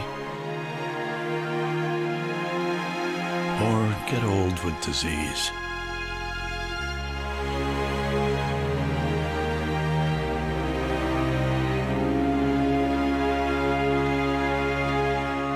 It's time to decide. So if you think about it, the last years, or the quality of the years of our life, are radically influenced by the decisions that we make. And I'm going to encourage you to take care of your spine throughout all of life. Why? Because we deal with stresses every day, like texting, watching TV, driving, typing, sitting at a desk, reading, writing, poor posture, viruses, the things that we eat, we deal with things all the time that have a tremendous impact on how healthy we can be. And literally our spine, as I said, is the organizer of disease. So if you have any dysfunction, the spine is going to be one of the pieces to your health journey's puzzle. And so make sure that that one's clear and addressed. The reality is that you're going to need to be radically different than almost everybody else around you. If you're not radically different, you get the same results as everybody else. You don't get radically different results unless you do radically different things. And what I mean is do the things that healthy people do. Do the things that get you the kind of results that we get whenever people follow the processes here. So I hope that makes sense. Turn your power on. Keep that power on for your life and for your family for the rest of your lives. It's a beautiful thing. I'm going to continue to do that for my family. We've made so many different decisions throughout my adult life and through our family than what I grew up with a perspective of, and we've benefited greatly from it. And then again, so have my patients. I thank you guys for listening. Hope you have a wonderful and blessed day.